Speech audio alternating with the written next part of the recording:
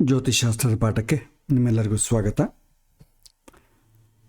ಕಳೆದ ಬಾರಿ ನಾವು ವಿಂಶೋತ್ತರಿ ದಶಕ್ಕೆ ಸಂಬಂಧಪಟ್ಟ ಫಲಭಾಗವನ್ನು ನೋಡಿದ್ವಿ.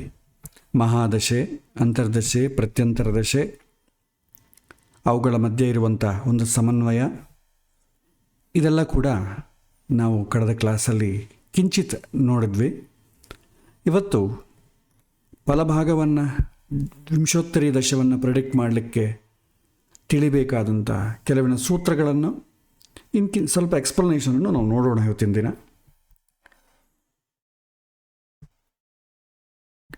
ಜಾತಕ ವಿಂಶೋತ್ತರಿ ದಶೆಯನ್ನು ಪರಿಶೀಲನೆ ಮಾಡಲಿಕ್ಕಿಂತ ಮುಂಚಿತವಾಗಿ ಮೊದಲು ಯೋಗವನ್ನು ನೋಡ್ತೇವೆ. ಜಾತಕದಲ್ಲಿ ಒಂದು ವಿಷಯಕ್ಕೆ ಸಂಬಂಧಪಟ್ಟ ಯೋಗ ಏನಿದೆ, ಆ ಯೋಗದಲ್ಲಿ ಎಷ್ಟು ಬಲ ಇದೆ, ಅದೇ ನಮಗೆ ದಶೆ ಆಕ್ರಮದ ಚಕ್ರ ಸಮಯದಲ್ಲಿ ಫಲವಾಗಿ ಸಿಗತ್ತೆ. ಅದೇ ರೀತಿ ಮಹಾದಶೆ ಅಂತಂಬೋದು ಬೀಜ, ಅಂತರ್ದಶೆ ಅಂತಂಬೋದು ಮೊಳಕೆ, ಪ್ರತ್ಯಂತರ ದಶೆ ಅಂತಂಬೋದು ಹೂವು, ಇನ್ನು ಸೂಕ್ಷ್ಮ ದಶೆ ಅಂತಂಬೋದು ಪರಿಮಳ, ಪ್ರಾಣದಶೆ ಪ್ರಾಣ, ಗೋಚಾರ ಅಂತಂಬೋದು ಬೆಳಕು ಮತ್ತು ಮಳೆ, ಎನ್ವೈರ್ಮೆಂಟನ್ನು ಸೂಚನೆ ಮಾಡುತ್ತದೆ. ಇನ್ನು ಈ ಸೂತ್ರಗಳನ್ನು ನೋಡಿದ್ವಿ. ವಿಂಶೋತ್ತರಿ ದಶಾಫಲಕ್ಕೆ ಸಂಬಂಧಪಟ್ಟದ್ದು ಲಗ್ನ ಮತ್ತು ತ್ರಿಕೋಣಾಧಿಪತಿಗಳ ದಶೆಗಳು ಯಾವಾಗೂ ಕೂಡ ಶುಭ ಫಲವನ್ನು ಕೊಡುತ್ತೆ.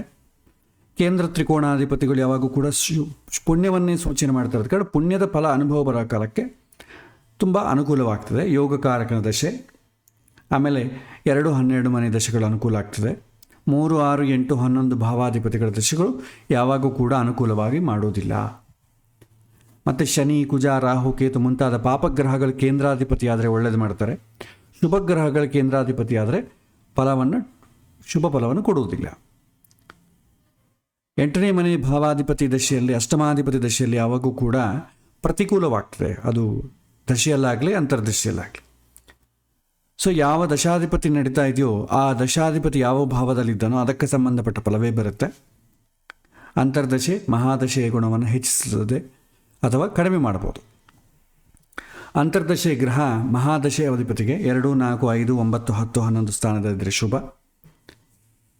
3, 6, 10, 11 ಸ್ಥಾನದಲ್ಲಿದ್ದರೆ ದಶಾಧಿಪತಿ ಗೋಚಾರದಲ್ಲಿ ಅನುಕೂಲ ಆಗ್ತದೆ. ಒಂದು ವೇಳೆ ಆ ಗ್ರಹ ಉಚ್ಚ ಸ್ಥಾನ, ಸ್ವಕ್ಷೇತ್ರ, ಮೂಲ ತ್ರಿಕೋಣ ಸ್ಥಾನದಲ್ಲಿದ್ದರೆ ಅನುಕೂಲವಾದಂಥ ಫಲ ಕೊಡುತ್ತೆ. ಬಲಿಷ್ಠವಾದಂಥ ಗ್ರಹ ದಶೆ ಸ್ಪಷ್ಟವಾದಂಥ ಫಲ ಕೊಡುತ್ತೆ.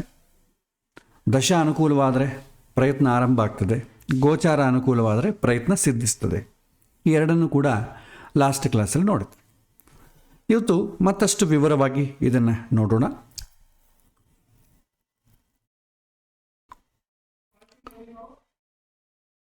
ಮೊದಲು ಫಲ ವಿಶ್ಲೇಷಣೆಗೆ ಮುಖ್ಯವಾಗಿ ಏನು ನೋಡಬೇಕು, ಪ್ರಾಕ್ಟಿಕಲ್ ಆಗಿ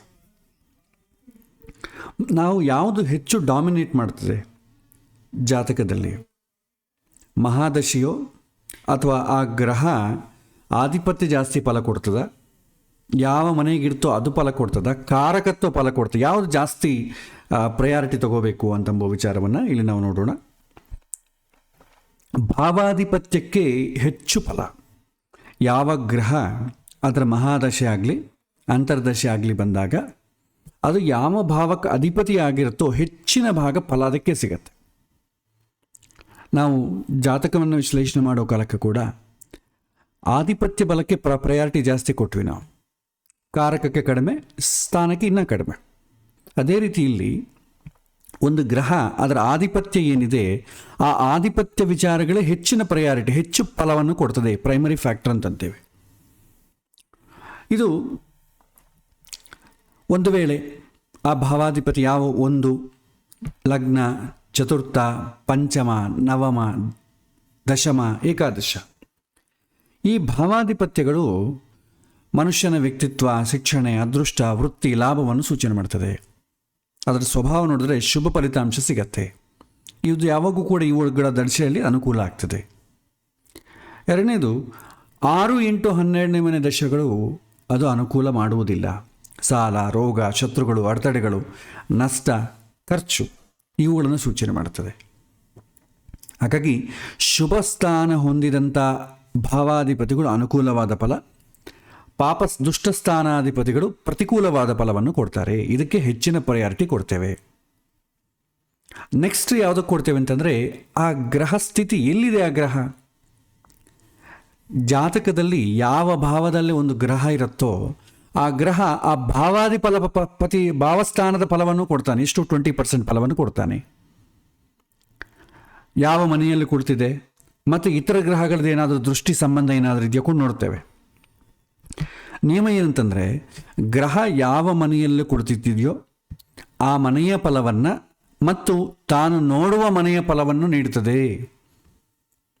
ಗುರು ಸಪೋಸ್ 6ನೇ ಮನೆಗೆ ಇತ್ತಂದ್ಕೊಳ್ಳಿ, 6ನೇ ಮನೆಗೆ ಸಂಬಂಧಪಟ್ಟ ಫಲವನ್ನು ಕೊಡ್ತಾನೆ. ಗುರು ಯಾವ ಮನೆ ನೋಡ್ತಾನಲ್ವ, ಪಂಚಮ ದೃಷ್ಟಿಯಿಂದ, ಸಪ್ತಮ ದೃಷ್ಟಿಯಿಂದ, ನವಮ ದೃಷ್ಟಿಯಿಂದ ಆ ಮನೆಯ ಫಲವನ್ನು ಕೂಡ ಕಿಂಚಿತ್ ಕೊಡ್ತಾನೆ. ಅದು 20% ಮಾತ್ರವೇ, ಅದಕ್ಕೆ ವೈಟೇಜ್ ಅಷ್ಟೇ ಕೊಡ್ತೇವೆ. ಆಮೇಲೆ 3ನೇದು ಗ್ರಹ ಕಾರಕತ್ವ. ಈ ಕಾರಕತ್ವಕ್ಕೆ ನಾವು ಕಡಿಮೆ ಫಲ ಕೊಡ್ತೇವೆ, 10% ಪ್ರಯಾರಿಟಿ ಕೊಡ್ತೇವೆ, ವೈಟೇಜ್. ಸಹಜವಾಗಿ ಆ ಗ್ರಹದ ಗುಣ ಅಥವಾ ಕಾರಕತ್ವ ಫಲಿತಾಂಶಗಳು ಹೇಳಬೇಕಾದ್ರೆ ಬಣ್ಣ, ನ್ಯಾಚುರಲ್ ಅಂತ ಹೇಳ್ತೇವೆ. ಸೂರ್ಯ ಮಹಾದಶೆ ಬಂತಂದ್ಕೊಳ್ಳಿ, ಫಲಿತಾಂಶ ಹೆಂಗಿತ್ತೆ? ಆತ್ಮವಿಶ್ವಾಸ, ಸರ್ಕಾರ ಮತ್ತು ಅಧಿಕಾರದ ಅಂಶ ಹೆಚ್ಚಿಸ್ತದೆ. ಆದರೆ ಸೂರ್ಯ ಯಾವ ಆಧಿಪತ್ಯವನ್ನು ಹೊಂದಿತ್ತಾನೋ ಅದಕ್ಕೆ 70% ವೈಟೇಜ್ ಕೊಡ್ತೇವೆ. ಆ ಸೂರ್ಯ ಜಾತಕದಲ್ಲಿ ಯಾವ ಮನೆಯಲ್ಲಿದ್ದಾನೋ, ಆ ಯಾವ ಮನೆಯನ್ನು ನೋಡ್ತಾ ಇದ್ದಾನೋ ಅದಕ್ಕೆ 20% ವೈಟೇಜ್ ಕೊಡ್ತೇವೆ. ಆ ಗ್ರಹದ ಕಾರಕತ್ವಕ್ಕೆ 10% ನಾವು ವೈಟೇಜನ್ನು ಕೊಡ್ತೇವೆ. ಇದು ಕ್ರಮ. ಇದನ್ನು ನೀವು ಅಭ್ಯಾಸ ಮಾಡೋದು ಕಲಿಬೇಕು. ನಂತರ ಈ ಮಹಾದಶೆಯನ್ನು, ಅಂತರ್ದಶೆಯನ್ನು ಸಮನ್ವಯ ಹೇಗೆ ಮಾಡಬೇಕು ಇನ್ನು ನೋಡಿದಾಗ ಯಾವಾಗ ಅನುಕೂಲ ಆಗ್ತದೆ ಅಂತಂಬುದನ್ನು ಕೂಡ ನಾವು ನೋಡೋಣ. ಸಮನ್ವಯ ಅಂತಂಬೋ ವಿಚಾರಕ್ಕೆ ಬಂದಾಗ, ಮಹಾದಶೆ ಯಾವಾಗೂ ಕೂಡ ಫಲಿತಾಂಶದ ಮೂಲವನ್ನು ಸೂಚನೆ ಮಾಡ್ತದೆ ಮತ್ತು ಅದರ ಹಿನ್ನೆಲೆ ಏನು. ಈ ಅವಧಿಯಲ್ಲಿ ನನ್ನ ಜೀವನ ಪ್ರಮುಖವಾಗಿ ಯಾವ ಗಮನಕ್ಕೆ ತಿರುಗುತ್ತದೆ? 7ನೇ ಮನೆ ಆದರೆ ವಿವಾಹ, ಪಂಚಮ ಸ್ಥಾನ ಆದರೆ ಹೆಚ್ಚಿನ ವಿದ್ಯಾಭ್ಯಾಸ ಅಥವಾ ಸಂತಾನ, 6ನೇ ಮನೆ ಆದರೆ ಋಣ, ರೋಗ, ಶತ್ರು. ಇದು ಮಹಾದಶೆ. ಅಂತರ್ದಶೆಯ ಫಲಿತಾಂಶ ಹೇಗಿರುತ್ತೆ ಅಂತಂದರೆ, ಅದು ಒಂಥರ ಫಲಿತಾಂಶದ ವಿಧಾನ, ಮಾಡೆಲಿಟಿ ಅಂತೇವೆ, ಮತ್ತು ಕ್ರಿಯೆ. ಈ ಸಮಯದಲ್ಲಿ ಆ ವಿಷಯದಲ್ಲಿ ಏನಾಗುತ್ತೆ? ಉದಾಹರಣೆಗೆ 5ನೇ ಮನೆ ಒಪ್ಪಿಗೆ ಆಗ್ತದೆ, 6ನೇ ಮನೆ ವಿವಾದ ಆಗ್ತದೆ. ಯಾವ ವಿಷಯ ವಿವಾದ ಆಗುತ್ತೆ ಅಂತಂದರೆ, ಮಹಾದಶೆ ಯಾವುದು ನಡೀತಾ ಇದೆಯೋ ಆ ವಿಚಾರದಲ್ಲಿ ವಿವಾದ ಆಗ್ತದೆ. ಮಹಾದಶೆ ಸಪ್ತಮಾಧಿಪತಿ ಮಹಾದಶೆ, ಷಷ್ಠಾಧಿಪತಿ ಅಂತರ್ದಶೆ. ಮಹಾದಶೆ ಸಂಬಂಧಗಳನ್ನು ಸೂಚನೆ ಮಾಡ್ತದೆ, ವಿವಾಹವನ್ನು ಸೂಚನೆ ಮಾಡ್ತದೆ, ಪ್ರೀತಿಯನ್ನು ಸೂಚನೆ ಮಾಡ್ತದೆ. 6ನೇ ಮನೆ ವಿವಾದವನ್ನು ಸೂಚನೆ ಮಾಡ್ತದೆ. ಅಂದರೆ ವಿವಾಹ ವಿಚಾರದಲ್ಲಿ ಗಲಾಟೆ ಇದೆ ಅಂತ ನಾವು ಇಲ್ಲಿ ತಿಳ್ಕೊಳ್ಬೋದು. ಸೊ ಹೇಳ್ತಾರೆ, ಶುಭ ಸಮನ್ವಯ ಇದ್ದರೆ 7ನೇ ಮನೆ ಮಹಾದಶೆ ನಡೀತಾ ಇದೆ, ಅದರಲ್ಲಿ 5ನೇ ಮನೆ ಅಂತರ್ದಶೆ ನಡೀತಾ ಇದೆ. ಅಂದರೆ ಮಹಾದಶೆ ಕೂಡ ಶುಭಗ್ರಹ ಶುಭ ಸ್ಥಾನವನ್ನು ಹೊಂದಿದಂಥ ಮಹಾದಶೆ ಆಗಿರಬೇಕು, ಕೇಂದ್ರ ಸ್ಥಾನ, ತ್ರಿಕೋಣ ಸ್ಥಾನ ಆಗಿರಬೇಕು. ಅಂತರ್ದಶೆಯಲ್ಲಿ ಕೂಡ ಕೇಂದ್ರ ತ್ರಿಕೋಣ ಸ್ಥಾನಗಳಿಗೆ ಸಂಬಂಧಪಟ್ಟದ್ದೇ ನಡೀತಾ ಇದ್ದರೆ ಅವಾಗೇನಾಗ್ತದೆ? ಅನುಕೂಲವಾಗ್ತದೆ. 7ನೇ ಮನೆ ಮಹಾದಶೆ, 5ನೇ ಮನೆ ಅಂತರ್ದಶೆ. 5ನೇ ಮನೆ ಅಂದರೆ ಪ್ರೀತಿ ಮಾಡೋದು, 7ನೇ ಮನೆ ಅಂದರೆ ವಿವಾಹ, ಪ್ರೇಮ ವಿವಾಹ ಅಥವಾ ಸಂಬಂಧಿಕರ ಒಪ್ಪಿಗೆಯೊಂದಿಗೆ ವಿವಾಹ ನಡೀತದೆ, ವಿವಾಹ ಪ್ರಯತ್ನ ಯಶಸ್ವಿ ಆಗ್ತದೆ. ಅಶುಭ ಸಮನ್ವಯ, ಮಹಾದಶೆಯೇನೋ ಪುಣ್ಯ, ಅಂತರ್ದಶೆಯೇನೋ ದುಷ್ಟಸ್ಥಾನಾಧಿಪತಿಗಳ ದಶೆ ನಡೀತಾ ಇದ್ದಾರೆ. ಇದಕ್ಕೆ ರಿವರ್ಸ್ ಆದರೂ ನಡೀತದೆ. ಸೊ 7ನೇ ಮನೆ ಉದಾಹರಣೆಗೆ ವಿವಾಹ ಮಹಾದಶೆಯನ್ನು ಸೂಚನೆ ಮಾಡ್ತದೆ. 8ನೇ ಮನೆ ವಿಘ್ನಗಳು, ವಿಚ್ಛೇದನಗಳು ಸೂಚನೆ ಮಾಡ್ತದೆ. ಈ ಅಂತರ್ದಶೆ ಬಂದಾಗ ವೈವಾಹಿಕ ಜೀವನದಲ್ಲಿ ತೀವ್ರ ಸಮಸ್ಯೆಗಳು ಉಂಟಾಗ್ತದೆ, ಅಡೆತಡೆಗಳು ಅಥವಾ ವಿಚ್ಛೇದನಕ್ಕೆ ಸಂಬಂಧಪಟ್ಟ ಘಟನೆಗಳು ನಡೀತದೆ. ಸೊ ಸಂಬಂಧಗಳಿಗೆ ವಿಘ್ನ ಆಗ್ತದೆ, ಕಷ್ಟ ಆಗ್ತದೆ. ಹಾಗಾಗಿ ಮಹಾಧಿಪತಿ ದಶೆ, ಅಂತರ್ದಶೆ ಯಾವುದು ನಡೀತಾ ಇದೆಯೋ ಅದು ಸಮನ್ವಯ, ಶುಭ ಸಮನ್ವಯ ಇರಬೇಕು. ಎರಡೂ ಕೂಡ ಕೇಂದ್ರ ಕೋಣ ಸ್ಥಾನಾಧಿಪತಿಗಳ ದಶೆ ಆದರೆ ಅನುಕೂಲ, ಒಂದು ಒಳ್ಳೆಯದು ಒಂದು ಕೆಟ್ಟದ್ದು ಆದರೆ ಪ್ರತಿಕೂಲ ಇರ್ತದೆ. ಆಮೇಲೆ ಇದರಲ್ಲಿ ಸೂಕ್ಷ್ಮ ದಶೆಗಳ ಪಾತ್ರ ಕೂಡ ನಾವು ನೋಡ್ಬೋದು. ಒಂದು ವೇಳೆ ಪ್ರತ್ಯಂತರ ದಶೆ ಘಟನೆಗಳು ಯಾವ ತಿಂಗಳಿನಲ್ಲಿ ಯಾವ ಸಮಯದಲ್ಲಿ ನಡೀತದೆ ಅಂತಂಬುದನ್ನು ಖಚಿತಪಡಿಸ್ತದೆ. ಸೂಕ್ಷ್ಮ ದಶೆ ದಿನನಿತ್ಯದ ಮಾನಸಿಕ ಸ್ಥಿತಿ ಮತ್ತು ಅತ್ಯಂತ ಸಣ್ಣ ಘಟನೆಗಳನ್ನ ವಿಶ್ಲೇಷಣೆ ನಾವು ಬಳಸ್ತೇವೆ. ತಿಳಿಬೇಕಾದ್ದೇನಂತಂದರೆ, ಫಲಿತಾಂಶಗಳನ್ನು ಹೇಳುವುದಕ್ಕೆ ಮುಖ್ಯವಾಗಿ ಮಹಾದಶೆ ಅಂತರ್ದಶೆ ಮಾತ್ರ ನೋಡಿದ್ರೆ ಸಾಕು. ಸೂಕ್ಷ್ಮ ದಶೆಗಳು ಆ ಸಮಯವನ್ನು ನಿಖರಗೊಳಿಸಲಿಕ್ಕೆ ಟ್ಯೂನಿಂಗ್ ಅಷ್ಟೇ. ಆದರೆ ಹೆಚ್ಚಿನ ಭಾಗ ಮಹಾದಶೆ ಅಂತರ್ದಶೆ ಸಾಕು. ಆಮೇಲೆ ಇದನ್ನು ಮತ್ತೆಷ್ಟು ಆಳವಾಗಿ ನೋಡೋಣ. ಪ್ರಾಕ್ಟಿಕಲ್ ಅಪ್ರೋಚ್ ಬಂದಾಗ ನಮಗೆ ಬೇರೆ ಥರ ಇರುತ್ತೆ. ಆ ಪ್ರಾಕ್ಟಿಕಲ್ ನಾವು ನೋಡಿದ್ರೆ ಯಾವುದೇ ಒಂದು ವಿಷಯವನ್ನು ನೋಡೋ ಕಾಲಕ್ಕೆ ಚತುರ್ಥಾಧಿಪತಿ, ಸಪೋಸ್ ನಾವು ವಿದ್ಯೆ ಅಂತ ತಗೊಳ್ಳೋಣ. ವಿದ್ಯಾಸ್ಥಾನದಲ್ಲಿ ಅನುಕೂಲ ಆಗಬೇಕು ಅಂತಂದರೆ ಚತುರ್ಥಾಧಿಪತಿ ದಶೆ ಅಂತರ್ದಶೆಯಲ್ಲಿ ವಿದ್ಯಕ್ಕೆ ಸಂಬಂಧಪಟ್ಟದ್ದು ಅನುಕೂಲ ಆಗ್ತದೆ. ವಿದ್ಯಕ್ಕೆ ಸಂಬಂಧಪಟ್ಟದ್ದೇ ಅಲ್ಲ, ಚತುರ್ಥ ಸ್ಥಾನ ಏನೇನು ಸೂಚನೆ ಮಾಡ್ತದೆ, ಕಂಫರ್ಟ್ ಆಗ್ಬೋದು, ಮನೆ ಆಗ್ಬೋದು, ವಿದ್ಯೆನೂ ಆಗ್ಬೋದು, ಅದೆಲ್ಲ ಕೂಡ ನಿಮಗೆ ಫಲ ಕೊಡ್ತದೆ. ಆ ಫಲ ಕೊಡೋ ಸಮಯ ಯಾವಾಗ ಅಂದರೆ ಚತುರ್ಥಾಧಿಪತಿ ದಶೆ ಅಂತರ್ದಶೆ ಬರಬೇಕು. ಅಥವಾ ವಿದ್ಯಾಸ್ಥಾನ ವಿಚಾರಕ್ಕಾದರೆ ಬುಧನ ದಶೆ ಬರಬೇಕು, ಅಥವಾ ಬುಧನ ಅಂತರ್ದಶೆ ಬಂದರೆ ಅನುಕೂಲ. ಆಮೇಲೆ ಚತುರ್ಥ ಸ್ಥಾನದಲ್ಲಿರುವಂಥ ಗ್ರಹದ ದಶೆ ಅಂತರ್ದಶೆ ಕೂಡ ಅನುಕೂಲ, ಯಾಕೆಂದರೆ ಸಂಬಂಧ ಇದೆ. ಅದಕ್ಕೆ 20% ವೇಟೇಜೇ ಕೊಡ್ತೇವೆ ನಾವು. ಚತುರ್ಥಾಧಿಪತಿ ಜೊತೆಗೆ ಸಂಬಂಧ ಇರುವಂಥ ಗ್ರಹ ದಶೆ ಅಂತ, ಚತುರ್ಥಾಧಿಪತಿಯನ್ನು ಯಾವುದನ್ನು ಗ್ರಹ ನೋಡ್ತಾ ಇರೋದು, ಯಾವುದನ್ನು ಚತುರ್ಥಾಧಿಪತಿ ಜೊತೆ ಇರುವಂಥ ಗ್ರಹ ದಶೆ ನಡೀತಾ ಇರೋದು, ಇದಕ್ಕೂ ಕೂಡ ನಾವು ಪ್ರಯಾರಿಟಿ ಕೊಡ್ತೇವೆ.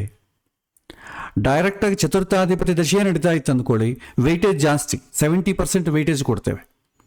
ಕಾರಕನ ದಶೆಗೆ ಸ್ವಲ್ಪ ಕಡಿಮೆ ಕೊಡ್ತೇವೆ. ಆಮೇಲೆ ಚತುರ್ಥ ಸ್ಥಾನದಲ್ಲಿರುವಂಥ ಗ್ರಹ ದಶೆಗೆ ಒಂದು 30-50% ಕೊಡ್ತೇವೆ. ಸೊ ಫಸ್ಟ್ ಯಾವುದು, ಸೆಕೆಂಡ್ ಯಾವುದು, ಥರ್ಡ್ ಯಾವುದು ಪ್ರಯಾರಿಟಿ ತಿಳ್ಕೊಂಡ್ರೆ ಸಾಕು.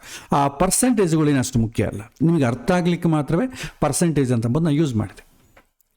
ಈಗ ಮುಖ್ಯವಾಗಿ ವಿದ್ಯಾ ವಿಚಾರದಲ್ಲಿ ದಶೆ ಅಂತರ್ದಶೆ ಹೇಗೆ ಪರಿಣಾಮಗೊಳ್ಳುತ್ತೆ ಅಂತಂಬುದನ್ನು ನಾವು ನೋಡೋಣ. ಒಂದು ಎಕ್ಸಾಂಪಲ್ ಒಂದಿಗೆ ನಿಮಗೆ ಹೇಳಿಕೊಡ್ತೇನೆ.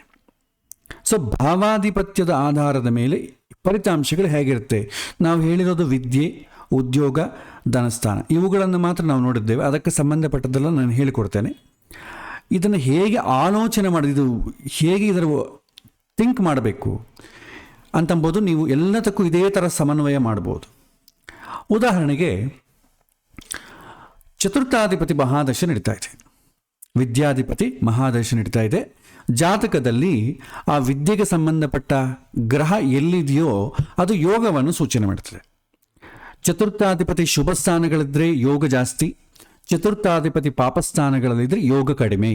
ಸೊ ಯೋಗ ಜಾಸ್ತಿ ಇದೆಯೋ ಕಡಿಮೆ ಇದೆಯೋ ಅಂತಂಬೋದು ನೀವು ಜಾತಕದ ಆಧಿಪತ್ಯವನ್ನು ನೋಡಿ, ಆ ಸೂತ್ರಗಳಿದಲ್ವ, ಸ್ಥಾನಬಲ, ಕಾರಕ ಬಲ, ಆಧಿಪತ್ಯ ಬಲ, ಆಧಿಪತ್ಯದ ನಿಯಮವನ್ನು ನೋಡಿ ಅದು ಯಾವ ಮನೆಗಿದೆ, ಯಾವ ಗ್ರಹ ದೃಷ್ಟಿ ಇದೆ, ಅದನ್ನು ನೋಡಿ ಎಷ್ಟು ಫಲವನ್ನು ಕೊಡಬಲ್ಲ ಅಂತಂಬೋದು ನಿರ್ಧಾರ ಮಾಡ್ತೇವೆ. ಆ ಚತುರ್ಥಾಧಿಪತಿ ಮಹಾದಶೆ ನಡೀತಾ ಇದೆ. ಈಗ ಅದರ ಒಳಗೆ ಬೇರೆ ಬೇರೆ ಗ್ರಹಗಳ ಅಂತರ್ದಶೆ ನಡೀತಾ ಇರುತ್ತಲ್ವ, ಯಾವ ರೀತಿ ಫಲ ಕೊಡುತ್ತೆ ಅಂತಂಬೋದು ನಾವಿಲ್ಲಿ ಗಮನಿಸಿ. ಸಪೋಸ್ ಚತುರ್ಥಾಧಿಪತಿ ಮಹಾದಶೆಯಲ್ಲಿ ದ್ವಾದಶ ಭಾವಗಳ ಅಧಿಪತಿಗಳ ಫಲ ಹೇಗಿರುತ್ತೆ ಅಂತಂಬೋದು ಒಂದು ಸಣ್ಣ ಎಕ್ಸಾಂಪಲ್. ಫಸ್ಟ್ ಕೇಸಲ್ಲಿ ಚತುರ್ಥಾಧಿಪತಿ ಮಹಾದಶೆ ನಡೀತಾ ಇದೆ, ಲಗ್ನಾಧಿಪತಿ ಅಂತರ್ದಶೆ ನಡೀತಾ ಇದೆ. ಆವಾಗ ಹೇಗಿರುತ್ತೆ? ಲಗ್ನ ಏನು ಸೂಚನೆ ಮಾಡ್ತದೆ?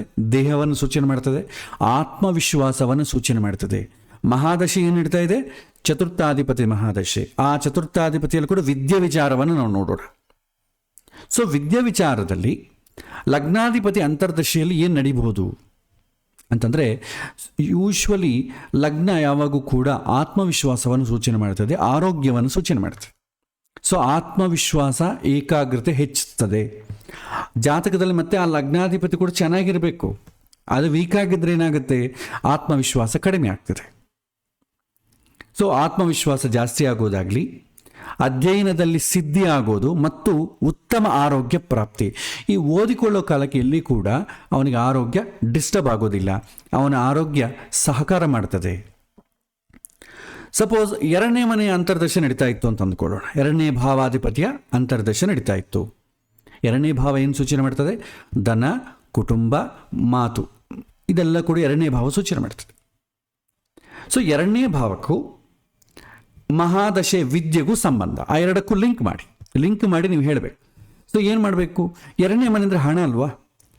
ಮಹಾದಶೆ ಏನು ಸೂಚನೆ ಮಾಡ್ತದೆ? ವಿದ್ಯೆ. ಸೊ ವಿದ್ಯೆಗೆ ಹಣ ಸಹಕಾರ ಇರುತ್ತೆ.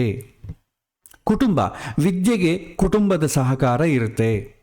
ಮಾತು, ವಿದ್ಯೆಗೆ ಇವನ ಮಾತು, ಸೊ ಎಕ್ಸ್ಪ್ಲನೇಷನ್ ಮಾಡೋದಾಗಲಿ, ಇನ್ನೊಬ್ಬರಿಗೆ ಕೇಳೋದಾಗಲಿ, ಈ ಸಪೋರ್ಟ್ ಎಂಬುದು ತುಂಬ ಚೆನ್ನಾಗಿ ಸಿಗತ್ತೆ. ಸೊ ಆ ಎರಡನೇ ಮನೆಗೂ ಮಹಾದಶೆಗೂ ಲಿಂಕ್ ಮಾಡಬೇಕು. ಇಲ್ಲಿ ಇನ್ನೊಂದು ಕೂಡ ಏನಂತಂದರೆ, ಮುಖ್ಯವಾಗಿ ನಾವು ಹೇಳಿದ್ವಲ್ಲ, ಈ ಮಹಾದಶೆಗೂ ಅಂತರ್ದಶೆಗೂ ಮಧ್ಯ ಸಮನ್ವಯ ಮಾಡೋ ಕಾಲಕ್ಕೆ ನಾವು ಮಹಾದಶಾಧಿಪತಿ ಜಾತಕದಲ್ಲಿ ಎಲ್ಲಿದ್ದಾನೆ, ಅಂತರ್ದಶಾಧಿಪತಿ ಜಾತಕದಲ್ಲಿ ಎಲ್ಲಿದ್ದಾನೆ ಅಂತ ನೋಡ್ತೇವೆ. ಅವರಿಬ್ಬರು ಕೂಡ ಎಷ್ಟು ಡಿಸ್ಟೆನ್ಸಲ್ಲಿದ್ದಾರೆ. ಸೊ ಮಹಾದಶಾಧಿಪತಿಗೆ ನೀವು ನೋಡಿದ್ರೆ, ಮಹಾದಶಾಧಿಪತಿ ಚತುರ್ಥ ನಡೀತಾ ಇದೆ, ದ್ವಿತೀಯ ಸ್ಥಾನ ಅಂತರ್ದಶೆ ನಡೀತಾ ಇದೆ. ಸೊ ಮಹಾದಶಾಧಿಪತಿಯಿಂದ ಚತುರ್ಥಾಧಿಪತಿಗೆ ಎಷ್ಟು ಸಂಖ್ಯೆ ಬರುತ್ತೆ ಕೌಂಟ್ ಮಾಡಿ. 4ನೇ ಮನೆಯಿಂದ 11, ಈ 2ನೇ ಮನೆ ಕೌಂಟ್ ಮಾಡಿದರೆ 11 ಲಾಭ. ಹಾಗಾಗಿ ಲಾಭಸ್ಥಾನ ಆಗೋದು ಒಳ್ಳೆಯದೇ. ಸೊ 4ನೇ ಮನೆಯಿಂದ 2ನೇ ಮನೆ ಆ ಭಾವಸ್ಥಾನದಿಂದ, ಈ ಮಹಾದಶೆ ಭಾವಸ್ಥಾನದಿಂದ ಅಂತರ್ದಶಾ ಭಾವಸ್ಥಾನವನ್ನು ನೀವು ಕೌಂಟ್ ಮಾಡಿ. ವಿದ್ಯಾಸ್ಥಾನ ಆದ ಕಾರಣ 4, ದ್ವಿತೀಯ ಸ್ಥಾನ ಅಂದರೆ 2. ಸೊ 4ನೇ ಮನೆಯಿಂದ ನೀವು ಕ್ಲಾಕ್ ವೈಸ್ ಕೌಂಟ್ ಮಾಡಿದ್ರೆ 11 ಬರುತ್ತೆ. 11 ಅಂತಂದರೆ ಏನು? ಲಾಭ ಅಲ್ವಾ, ಅನುಕೂಲ. ಸೊ ಹೀಗೆ ನೋಡ್ತೇವೆ. ಸೊ ಮಹಾದಶಾಧಿಪತಿ ಚತುರ್ಥ ಮಹಾದಶೆಯಲ್ಲಿ ದ್ವಿತೀಯ ಅಂತರ್ದಶೆಯಲ್ಲಿ ಏನು ನಡೆಯುತ್ತೆ ಅಂದರೆ, ಆರ್ಥಿಕ ಪರವಾದ ಬೆಂಬಲ ಸಿಗತ್ತೆ, ಕುಟುಂಬದ ಸಂಪೂರ್ಣ ಸಹಕಾರ ಸಿಗತ್ತೆ, ಉತ್ತಮ ಅಂಕಗಳು ಮೂಲಕ ಲಾಭ. ಯಾಕೆಂದರೆ 11 ಡಿಸ್ಟೆನ್ಸ್ ಬಂದಿರೋದ್ರಿಂದ ಲಾಭ ಆಗ್ತದೆ ಅಂತ ಹೇಳ್ತೇವೆ. ಮತ್ತು ಲಾಜಿಕ್ಕನ್ನು ಗಮನಿಸಿ. ಮೊದಲನೇ ಲಾಜಿಕ್ಕು ಮಹಾದಶೆಗೂ ಅಂತರ್ದಶೆಗೂ ಅವುಗಳ ಭಾವ ಸೂಚನೆ ಮಾಡೋ ವಿಚಾರವನ್ನು ಸೇರಿಸ್ತೇವೆ, ಸಮನ್ವಯ ಮಾಡ್ತೇವೆ. ಎರಡನೇದು, ಮಹಾದಶೆಯಿಂದ ಅಂತರ್ದಶಾಧಿಪತಿ ಎಷ್ಟು ಡಿಸ್ಟೆನ್ಸಲ್ಲಿದ್ದಾನೆ ನೋಡಿ, ಅದರ ಪ್ರಕಾರ ಅನುಕೂಲವೋ ಪ್ರತಿಕೂಲವೋ ಸೂಚನೆ ಮಾಡ್ತೇವೆ. ನೆಕ್ಸ್ಟ್, ತೃತೀಯಾಧಿಪತಿ ಮಹಾದಶೆ, ಚತುರ್ಥಾಧಿಪತಿ ಮಹಾದಶೆಯಲ್ಲಿ ತೃತೀಯಾಧಿಪತಿಯ ಅಂತರ್ದಶೆ ಹೇಗಿರುತ್ತೆ? 3ನೇ ಮನೆ ಏನು ಸೂಚನೆ ಮಾಡ್ತದೆ? ಪ್ರಯತ್ನ, ಧೈರ್ಯ, ಶಾರ್ಟ್ ಜರ್ನೀಸ್, ಕಿರು ಪ್ರಯಾಣಗಳನ್ನು ಸೂಚನೆ ಮಾಡ್ತದೆ. ಸೊ ಇದೇನು ಹೇಳ್ತದೆ? ಡಿಸ್ಟೆನ್ಸ್ ಎಷ್ಟಿದೆ? 4ನೇ ಮನೆಯಿಂದ ಈ 3ನೇ ಮನೆ ಏನಾಗುತ್ತೆ? 12ನೇ ಮನೆ ವ್ಯಯಸ್ಥಾನ ಆಗ್ತದೆ, ಖರ್ಚು. ಹಾಗಾಗಿ ಇದೇನು ಹೆಂಗಿರುತ್ತೆ ಅಂದರೆ ಮಿಶ್ರಮವಾಗಿರುತ್ತೆ ಓದಿನ. ಯಾಕೆಂದರೆ 3ನೇ ಮನೆ ಅನುಕೂಲ ಏನೂ ಇರೋದಿಲ್ಲ, ಹಾಗೆಂತೇಳಿ ಪ್ರತಿಕೂಲ ಏನೂ ಇರೋದಿಲ್ಲ. ಸೊ ಇದನ್ನು ಹೇಗೆ ಸಮನ್ವಯ ಮಾಡ್ಬೋದು ಅಂದರೆ, ಓದಿನಲ್ಲಿ ಹೆಚ್ಚು ಶ್ರಮೆ ಮತ್ತು ಪರಿಶ್ರಮ ಬೇಕು. ಸಣ್ಣ ಸಣ್ಣ ಪ್ರಯಾಣಗಳಿಂದ ಕಲಿಕೆಯಲ್ಲಿ ಏಕಾಗ್ರತೆ ಕಡಿಮೆಯಾಗಬಹುದು. ಕಡಿಮೆ ಯಾಕೆ ಆಗ್ಬೋದು ಅಂತಂದರೆ ವ್ಯಯಸ್ಥಾನ ಸಂಬಂಧ ಬಂದಿದೆ, ಅದೇನು ಅನುಕೂಲ ಅಲ್ಲ.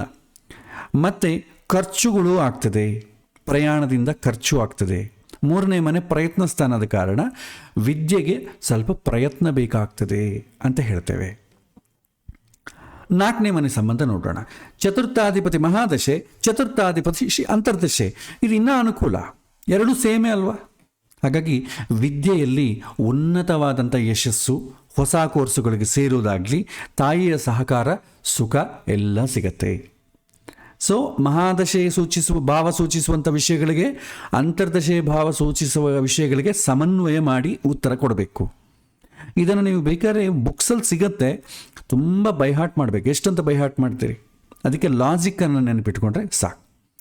ಆಮೇಲೆ ಚತುರ್ಥಾಧಿಪತಿ ಮಹಾದಶೆಯಲ್ಲಿ ಪಂಚಮಾಧಿಪತಿ ಅಂತರ್ದಶೆ ಹೇಗಿರುತ್ತೆ?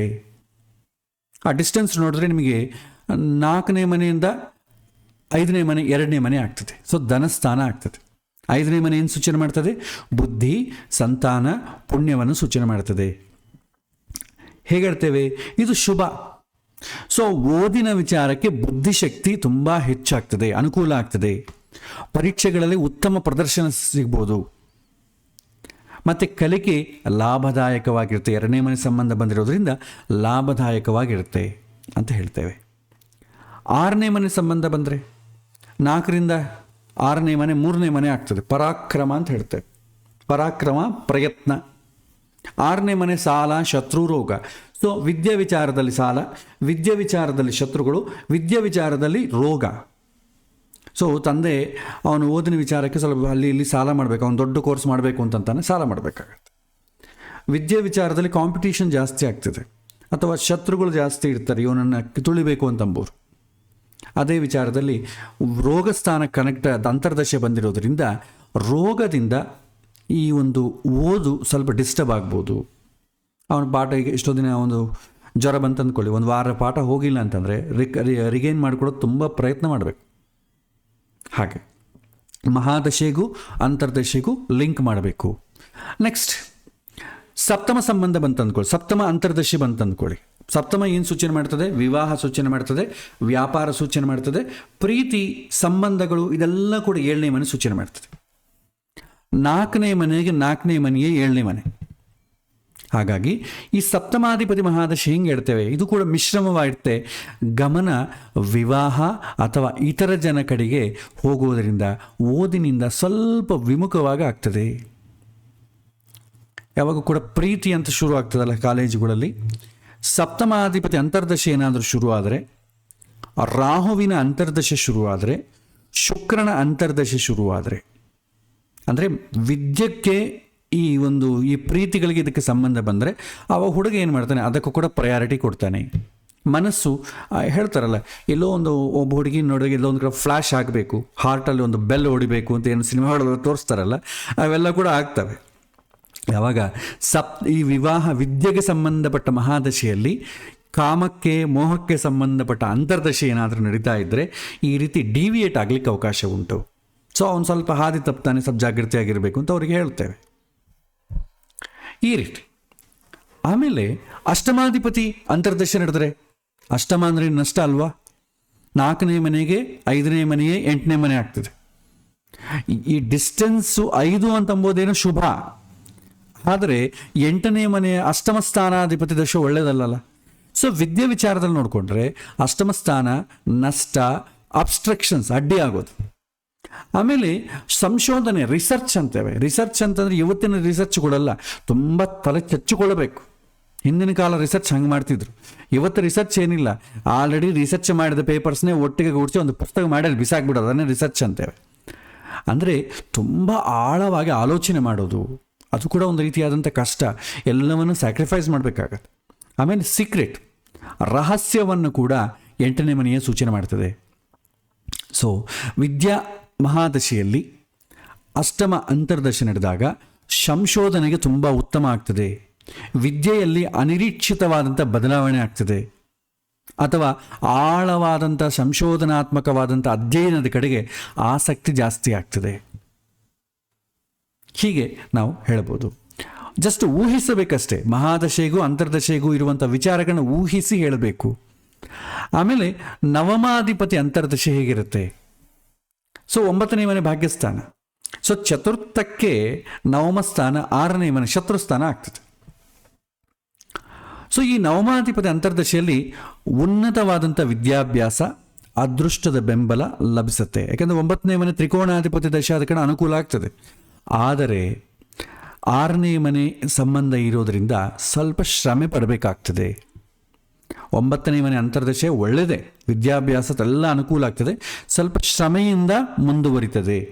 ಸ್ಮೂತ್ ಆಗುತ್ತಾ ಕಷ್ಟದಿಂದ ಆಗತ್ತಾ ಅಂತಂಬೋದು ಆ ಭಾವದಿಂದ ಈ ಭಾವ ಎಷ್ಟನೇ ಮನೆಗಿದೆ ಅಂತಂಬೋದನ್ನು ಸೂಚನೆ ಮಾಡ್ತದೆ. ಶುಭ ಸ್ಥಾನ, ಶುಭ ಒಳ್ಳೆ ಡಿಸ್ಟೆನ್ಸ್ ಚೆನ್ನಾಗಿತ್ತು ಅಂತ ಅಂದ್ಕೊಳ್ಳಿ, ಅನುಕೂಲ. ಅದೇ ಡಿಸ್ಟೆನ್ಸ್ 3, 6, 8, 12 ಡಿಸ್ಟೆನ್ಸ್ ಬಂತು ಅಂದ್ಕೊಳ್ಳಿ, ಸ್ವಲ್ಪ ಕಷ್ಟದಿಂದ ಆಗತ್ತೆ ಅಂತ ಹೇಳಬೇಕು. ಆಗುತ್ತೆ, ಅನುಕೂಲ ಆಗ್ತದೆ, ಸ್ವಲ್ಪ ಪ್ರಯತ್ನ ಜಾಸ್ತಿ ಬೇಕಾಗ್ತದೆ.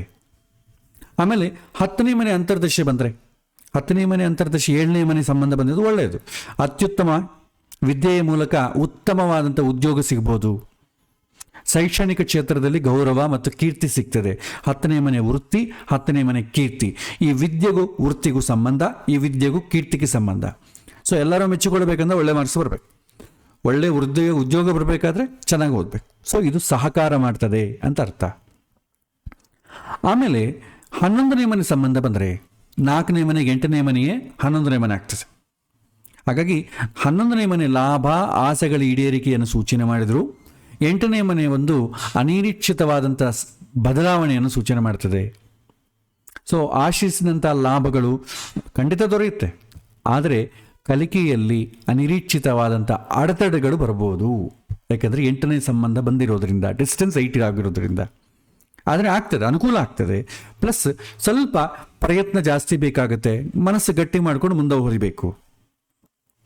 ಆಮೇಲೆ 12ನೇ ಮನೆಗೆ ಸಂಬಂಧ ಬಂದರೆ ಹೇಗಿರುತ್ತೆ? 12ನೇ ಮನೆ ಏನು ಸೂಚನೆ ಮಾಡ್ತದೆ? ವ್ಯಯ, ವಿದೇಶಿ ನಿವಾಸ, ಆಮೇಲೆ ಬ್ಯಾಡ್ ಹ್ಯಾಬಿಟ್ಸು ಇದೆಲ್ಲ ಬರ್ತದೆ.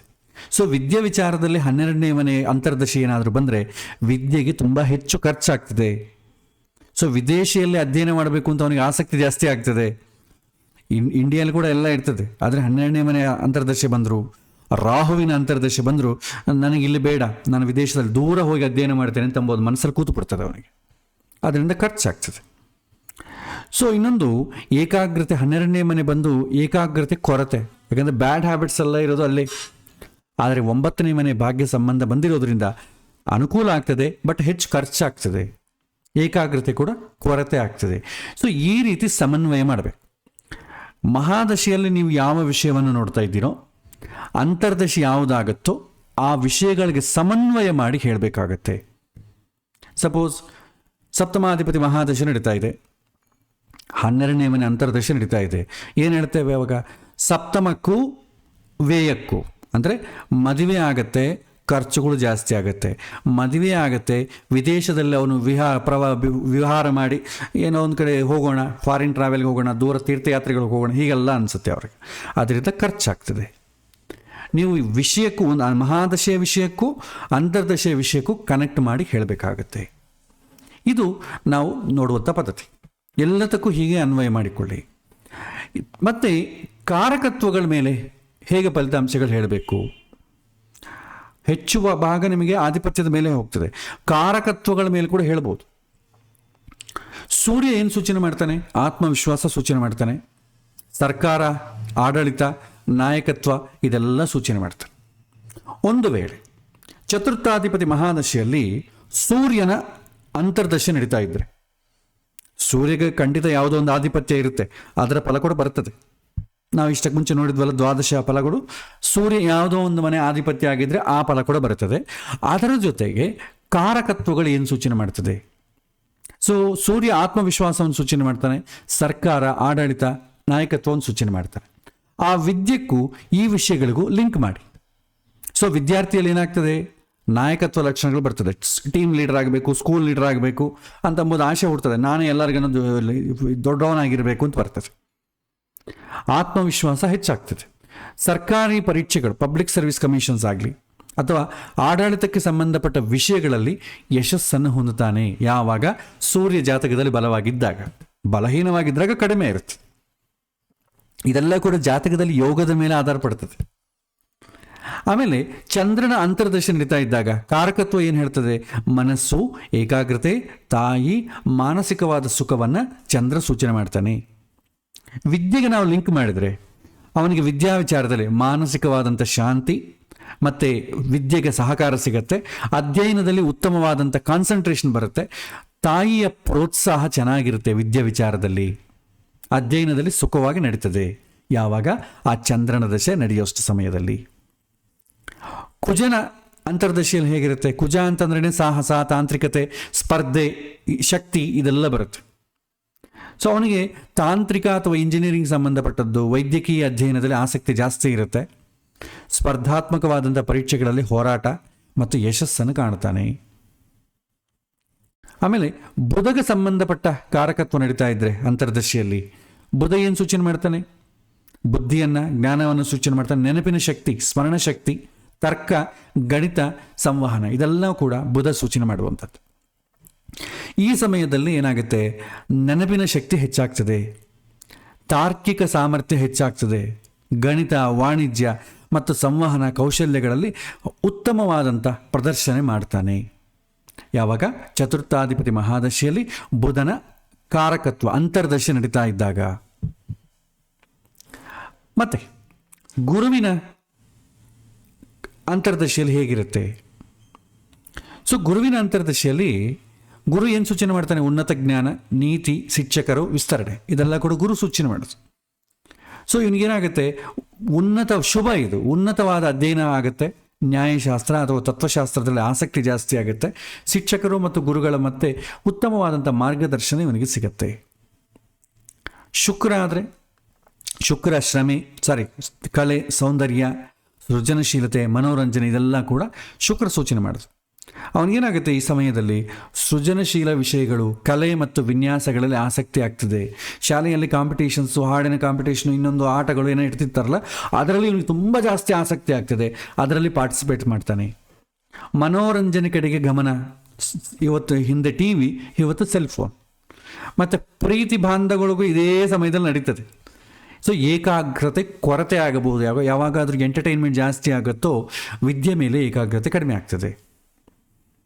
ಶನಿಕಾರಕತ್ವ ಆದರೆ, ಶನಿಕಾರಕತ್ವದ ಅಂತರ್ದಶೆ ನಡೀತಾ ಇದ್ದರೆ ಶನಿ ಏನು ಸೂಚನೆ ಮಾಡ್ತಾನೆ? ಶ್ರಮೆ, ವಿಳಂಬ, ಸ್ಥಿರತೆ, ಸಂಶೋಧನೆ, ದೀರ್ಘಾವಧಿಯಲ್ಲಿ ಸೂಚನೆ ಮಾಡ್ತದೆ. ಸೊ ಏನು ಮಾಡಬೇಕು ಈ ವಿದ್ಯಾ ಸಮಯದಲ್ಲಿ? ಈ ಚತುರ್ಥಾಧಿಪತಿಯ ಶನಿಯ ಅಂತರ್ದಶೆ ನಡೀತಾ ಇದ್ದಾಗ ಆ ಕಾರಕತ್ವ ಪ್ರಕಾರ ನಾವು ನೋಡಿದ್ರೆ ಬಹಳ ಶ್ರಮೆ ಪಡಬೇಕು ಓದಿನಲ್ಲಿ. ಮತ್ತು ಅಧ್ಯಯನದಲ್ಲಿ ತುಂಬ ವಿಳಂಬ ಆಗ್ತದೆ, ಮಾರ್ಕ್ಸು ಕಡಿಮೆ ಆಗ್ತದೆ. ಒಮ್ಮೆಗೆ ಕಲಿತರೆ ಆ ಜ್ಞಾನದಲ್ಲಿ ಅತ್ಯಂತ ಒಂದ್ಸಲ ತುಂಬ ಕಷ್ಟ ಆಗ್ತದೆ ಕಲಿಯೋದು. ಒಂದ್ಸಲ ಕಲಿತು ದೃಢವಾಗಿ ಕೂತು ಬಿಡ್ತದೆ, ಮತ್ತೆ ಅದು ಹೋಗೋದೇ ಇಲ್ಲ. ಅಂದರೆ ಒಳಗೆ ಹೋಗೋದು ಕಷ್ಟ, ಮರೆಯುವುದು ಕಷ್ಟ, ಎರಡೂ ಇರ್ತದೆ. ಸೊ ಕಠಿಣ ವಿಷಯಗಳನ್ನು ಕಲಿಯುವಂಥ ಸಾಮರ್ಥ್ಯ ಸಿಗತ್ತೆ. ಯಾವಾಗ ಕಷ್ಟದಿಂದ ಅವನು ಪ್ರಯತ್ನ ಜಾಸ್ತಿ ಮಾಡ್ತಾನೋ ಅವನಲ್ಲಿ ದೃಢವಾದ ಸಂಕಲ್ಪ ಜಾಸ್ತಿ ಆಗ್ತದೆ, ಅವನಿಗೆ ಪೇಷನ್ಸ್ ಚೆನ್ನಾಗಿ ಬೆಳೆದು ಬಿಡ್ತದೆ. ಹಾಗಾಗಿ ಶನಿಯಿಂದ ಅನುಕೂಲ ಇದೆ, ಪ್ರತಿಕೂಲ ಇದೆ. ರಾಹುವಿಗೆ ಸಂಬಂಧಪಟ್ಟದ್ದು ಬಂದರೆ, ರಾಹು ಮೋಹಕಾರಕ, ವಿದೇಶ, ಅಸಾಮಾನ್ಯವಾದಂಥ ವಿಷಯ, ತಂತ್ರಜ್ಞಾನ, ಇದೆಲ್ಲ ಕೂಡ ಸೂಚನೆ ಮಾಡ್ತದೆ. ಸೊ ಏನಾಗುತ್ತೆ, ವಿದೇಶಿ ಶಿಕ್ಷಣ ಅಥವಾ ಹೊಸ ತಂತ್ರಜ್ಞಾನಗಳನ್ನು ಅಥವಾ ಸಾಂಪ್ರದಾಯಿಕ ಅಲ್ಲದಂಥ ವಿಷಯಗಳ ಬಗ್ಗೆ ಆಸಕ್ತಿ ಜಾಸ್ತಿ ಆಗುತ್ತೆ. ಯಶಸ್ಸು ಅನಿರೀಕ್ಷಿತವಾಗಿ ಬರ್ಬೋದು. ಆಮೇಲೆ ಡೈವರ್ಷನ್ ತುಂಬ ಜಾಸ್ತಿ ಬರುತ್ತೆ, ಪ್ರಾಪಂಚಿಕ ವಿಷಯಗಳ ಮೇಲೆ ಡೈವರ್ಷನ್ ಜಾಸ್ತಿ ಬರುತ್ತೆ. ಇದು ಕೂಡ ಒಳ್ಳೆಯದಲ್ಲ ರಾಹು ಕಾರಕ, ಯಾಕಂದರೆ ಕಾರಕತ್ವ ಅನುಕೂಲ ಇಲ್ಲ. ಒಂದು ವೇಳೆ ಇನ್ನೊಂದೇನು ಹೇಳ್ತೇವೆ, ಕಾರಕತ್ವದ ಜೊತೆ ರಾಹು ಯಾರ ಮನೆಗೆ ಇರ್ತಾನೋ ಆ ಭಾವದ ವಿಷಯಗಳನ್ನು ನಾವು ನೋಡ್ತೇವೆ. ಯಾಕೆಂದರೆ ರಾಹುವಿಗೆ ಆಧಿಪತ್ಯಗಳಿಲ್ಲ, ಆದ ಕಾರಣ ರಾಹು ಯಾವ ಮನೆಗೆ ಇರ್ತಾನೋ ಆ ಭಾವಕ್ಕೆ ಸಂಬಂಧಪಟ್ಟ ವಿಚಾರಗಳು ಕೂಡ ವಿದ್ಯೆಗೆ ಲಿಂಕ್ ಮಾಡಬೇಕಾಗತ್ತೆ.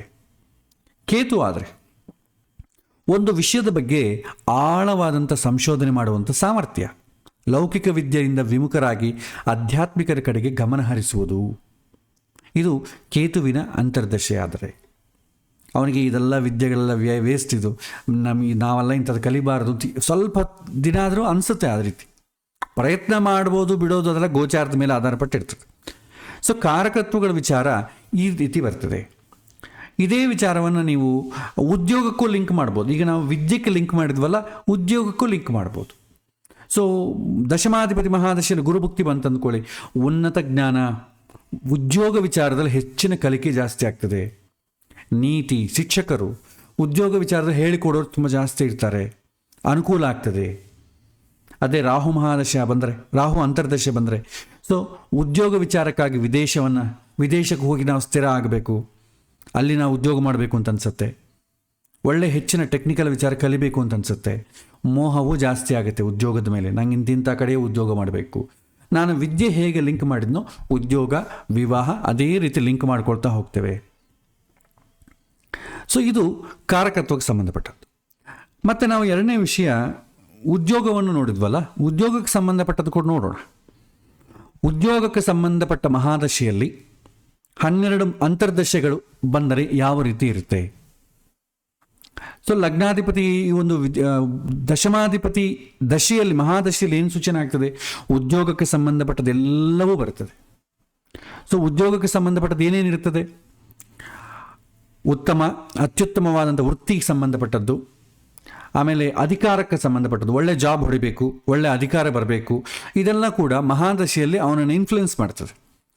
ಅದೇ ಸಮಯದಲ್ಲಿ ಲಗ್ನಾಧಿಪತಿಯ ಅಂತರ್ದಶೆ ಬಂದರೆ ಇದು ಒಳ್ಳೆಯದೇ, ಶುಭ. ವೃತ್ತಿಯಲ್ಲಿ ವೈಯಕ್ತಿಕವಾಗಿ ಗುರುತಿಸುವಂಥ ಹೆಚ್ಚಳ ಆಗ್ತದೆ, ಅವನಿಗೆ ಐಡೆಂಟಿಟಿ ಸಿಗತ್ತೆ, ಉತ್ತಮವಾದಂಥ ಆರೋಗ್ಯ ಮತ್ತು ವೃತ್ತಿಯಲ್ಲಿ ಸಂತೃಪ್ತಿ ಸಿಗತ್ತೆ. ಅದೇ ದ್ವಿತೀಯಾಧಿಪತಿ ದಶೆ ನಡೆದರೆ ಹಣ, ವೃತ್ತಿಗೂ ಹಣಕ್ಕೂ ಲಿಂಕ್ ಮಾಡಿ ಆರ್ಥಿಕ ಲಾಭ ಹೆಚ್ಚಾಗುತ್ತೆ. ಬುದ್ಧಿ ಮತ್ತು ಸೃಜನಶೀಲತೆಯನ್ನು ಬಳಸಿ ಪ್ರಗತಿ ಸಾಧಿಸ್ತಾನೆ. 3ನೇ ಮನೆ ಪ್ರಯತ್ನ, ಸಂವಹನ. ಸೊ ಇದೇನಾಗುತ್ತೆ, ಈ ದಶಮಾಧಿಪತಿ ಮಹಾದಶೆಯಲ್ಲಿ ತೃತೀಯ ಅಂತರ್ದಶೆಯಲ್ಲಿ ಮಿಶ್ರಮವಾಗಿರುತ್ತೆ. ಯಾಕೆಂದರೆ 6ನೇ ಮನೆ ಸಂಬಂಧ ಬಂದಿರೋದ್ರಿಂದ ಪ್ರಯತ್ನ ಜಾಸ್ತಿ ಮಾಡಬೇಕಾಗತ್ತೆ, ಸ್ಪರ್ಧೆ ಜಾಸ್ತಿ ಇರ್ತದೆ, ಕಾಂಪಿಟೀಷನ್ ಜಾಸ್ತಿ ಇರುತ್ತೆ.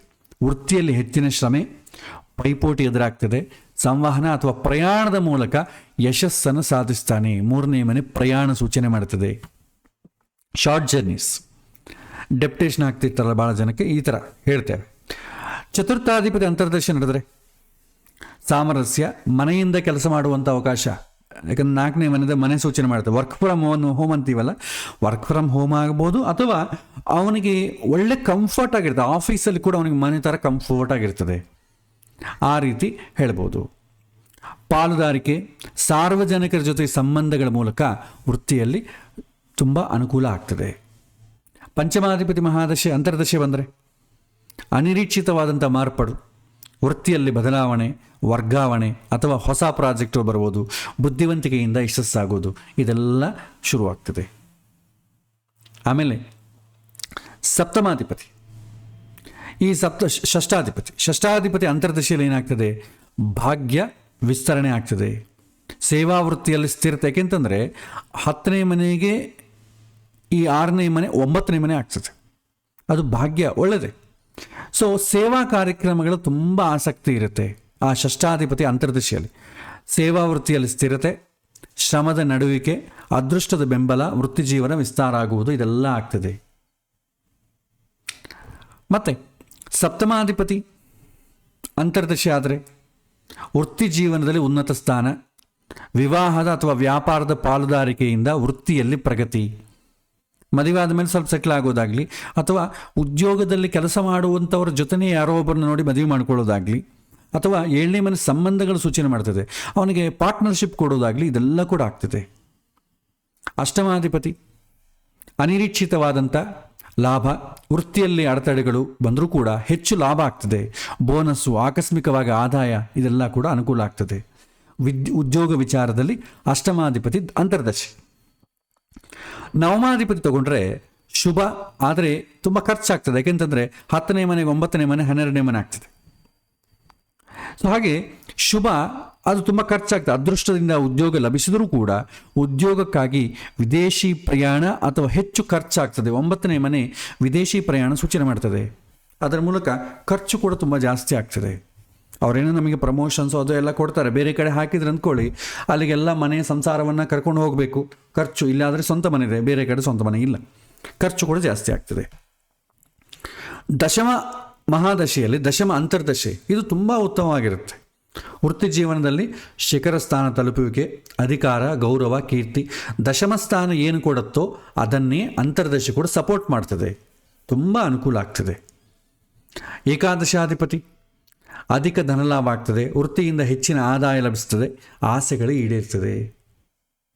12ನೇ ಮನೆ ಆದರೆ ಶ್ರಮೆ ಜಾಸ್ತಿ ಆಗ್ತದೆ ಮತ್ತು ನಷ್ಟ ಕೂಡ ಆಗ್ತದೆ. ಉದ್ಯೋಗದಲ್ಲಿ ನಷ್ಟ, ವರ್ಗಾವಣೆ ಅಥವಾ ಖರ್ಚು ಹೆಚ್ಚಾಗ್ತದೆ. ಉದ್ಯೋಗ ಉಳಿಸಿಕೊಳ್ಳೋ ಹೆಚ್ಚಿನ ಪ್ರಯತ್ನ ಬೇಕಾಗತ್ತೆ. ಯಾಕಂದರೆ 3ನೇ ಮನೆ ಪ್ರಯತ್ನ ಸ್ಥಾನ ಆದ ಕಾರಣ ಉದ್ಯೋಗಕ್ಕೆ ಏನಾದರೂ ತೊಂದರೆ ಆದರೆ ತುಂಬ ಪ್ರಯತ್ನದಿಂದ ಸರಿಪಡಿಸ್ಕೊಳ್ಳಬಹುದು. ಈ ರೀತಿ ನಾವು ನೋಡ್ಬೋದು. ಆಮೇಲೆ ಮತ್ತೊಂದು, ನಾವು ಧನಸ್ಥಾನವನ್ನು ಕೂಡ ನೋಡಿದ್ವಿ, ಅದನ್ನು ಕೂಡ ಇಲ್ಲಿ ನಿಮಗೆ ಹೇಳಿಕೊಡ್ತೇನೆ. ಉಳಿದಂಥದ್ದೆಲ್ಲ ಕೂಡ ನೀವು ಮುಂದೆ ವಿವಾಹ ಬರುತ್ತೆ, ಸಂತಾನ ಬರುತ್ತೆ. ಯಾವ ಯಾವ ವಿಚಾರಗಳನ್ನು ನಾವು ಹೇಳ್ತೀವೋ ಆ ಸಮಯದಲ್ಲಿ ಮಹಾದಶೆಯನ್ನು ಅಂತರ್ದಶೆಯನ್ನು ಇದೇ ರೀತಿ ನೀವು ಮುಂದುವರಿಸ್ಕೊಂಡು ಹೋಗಬೇಕು.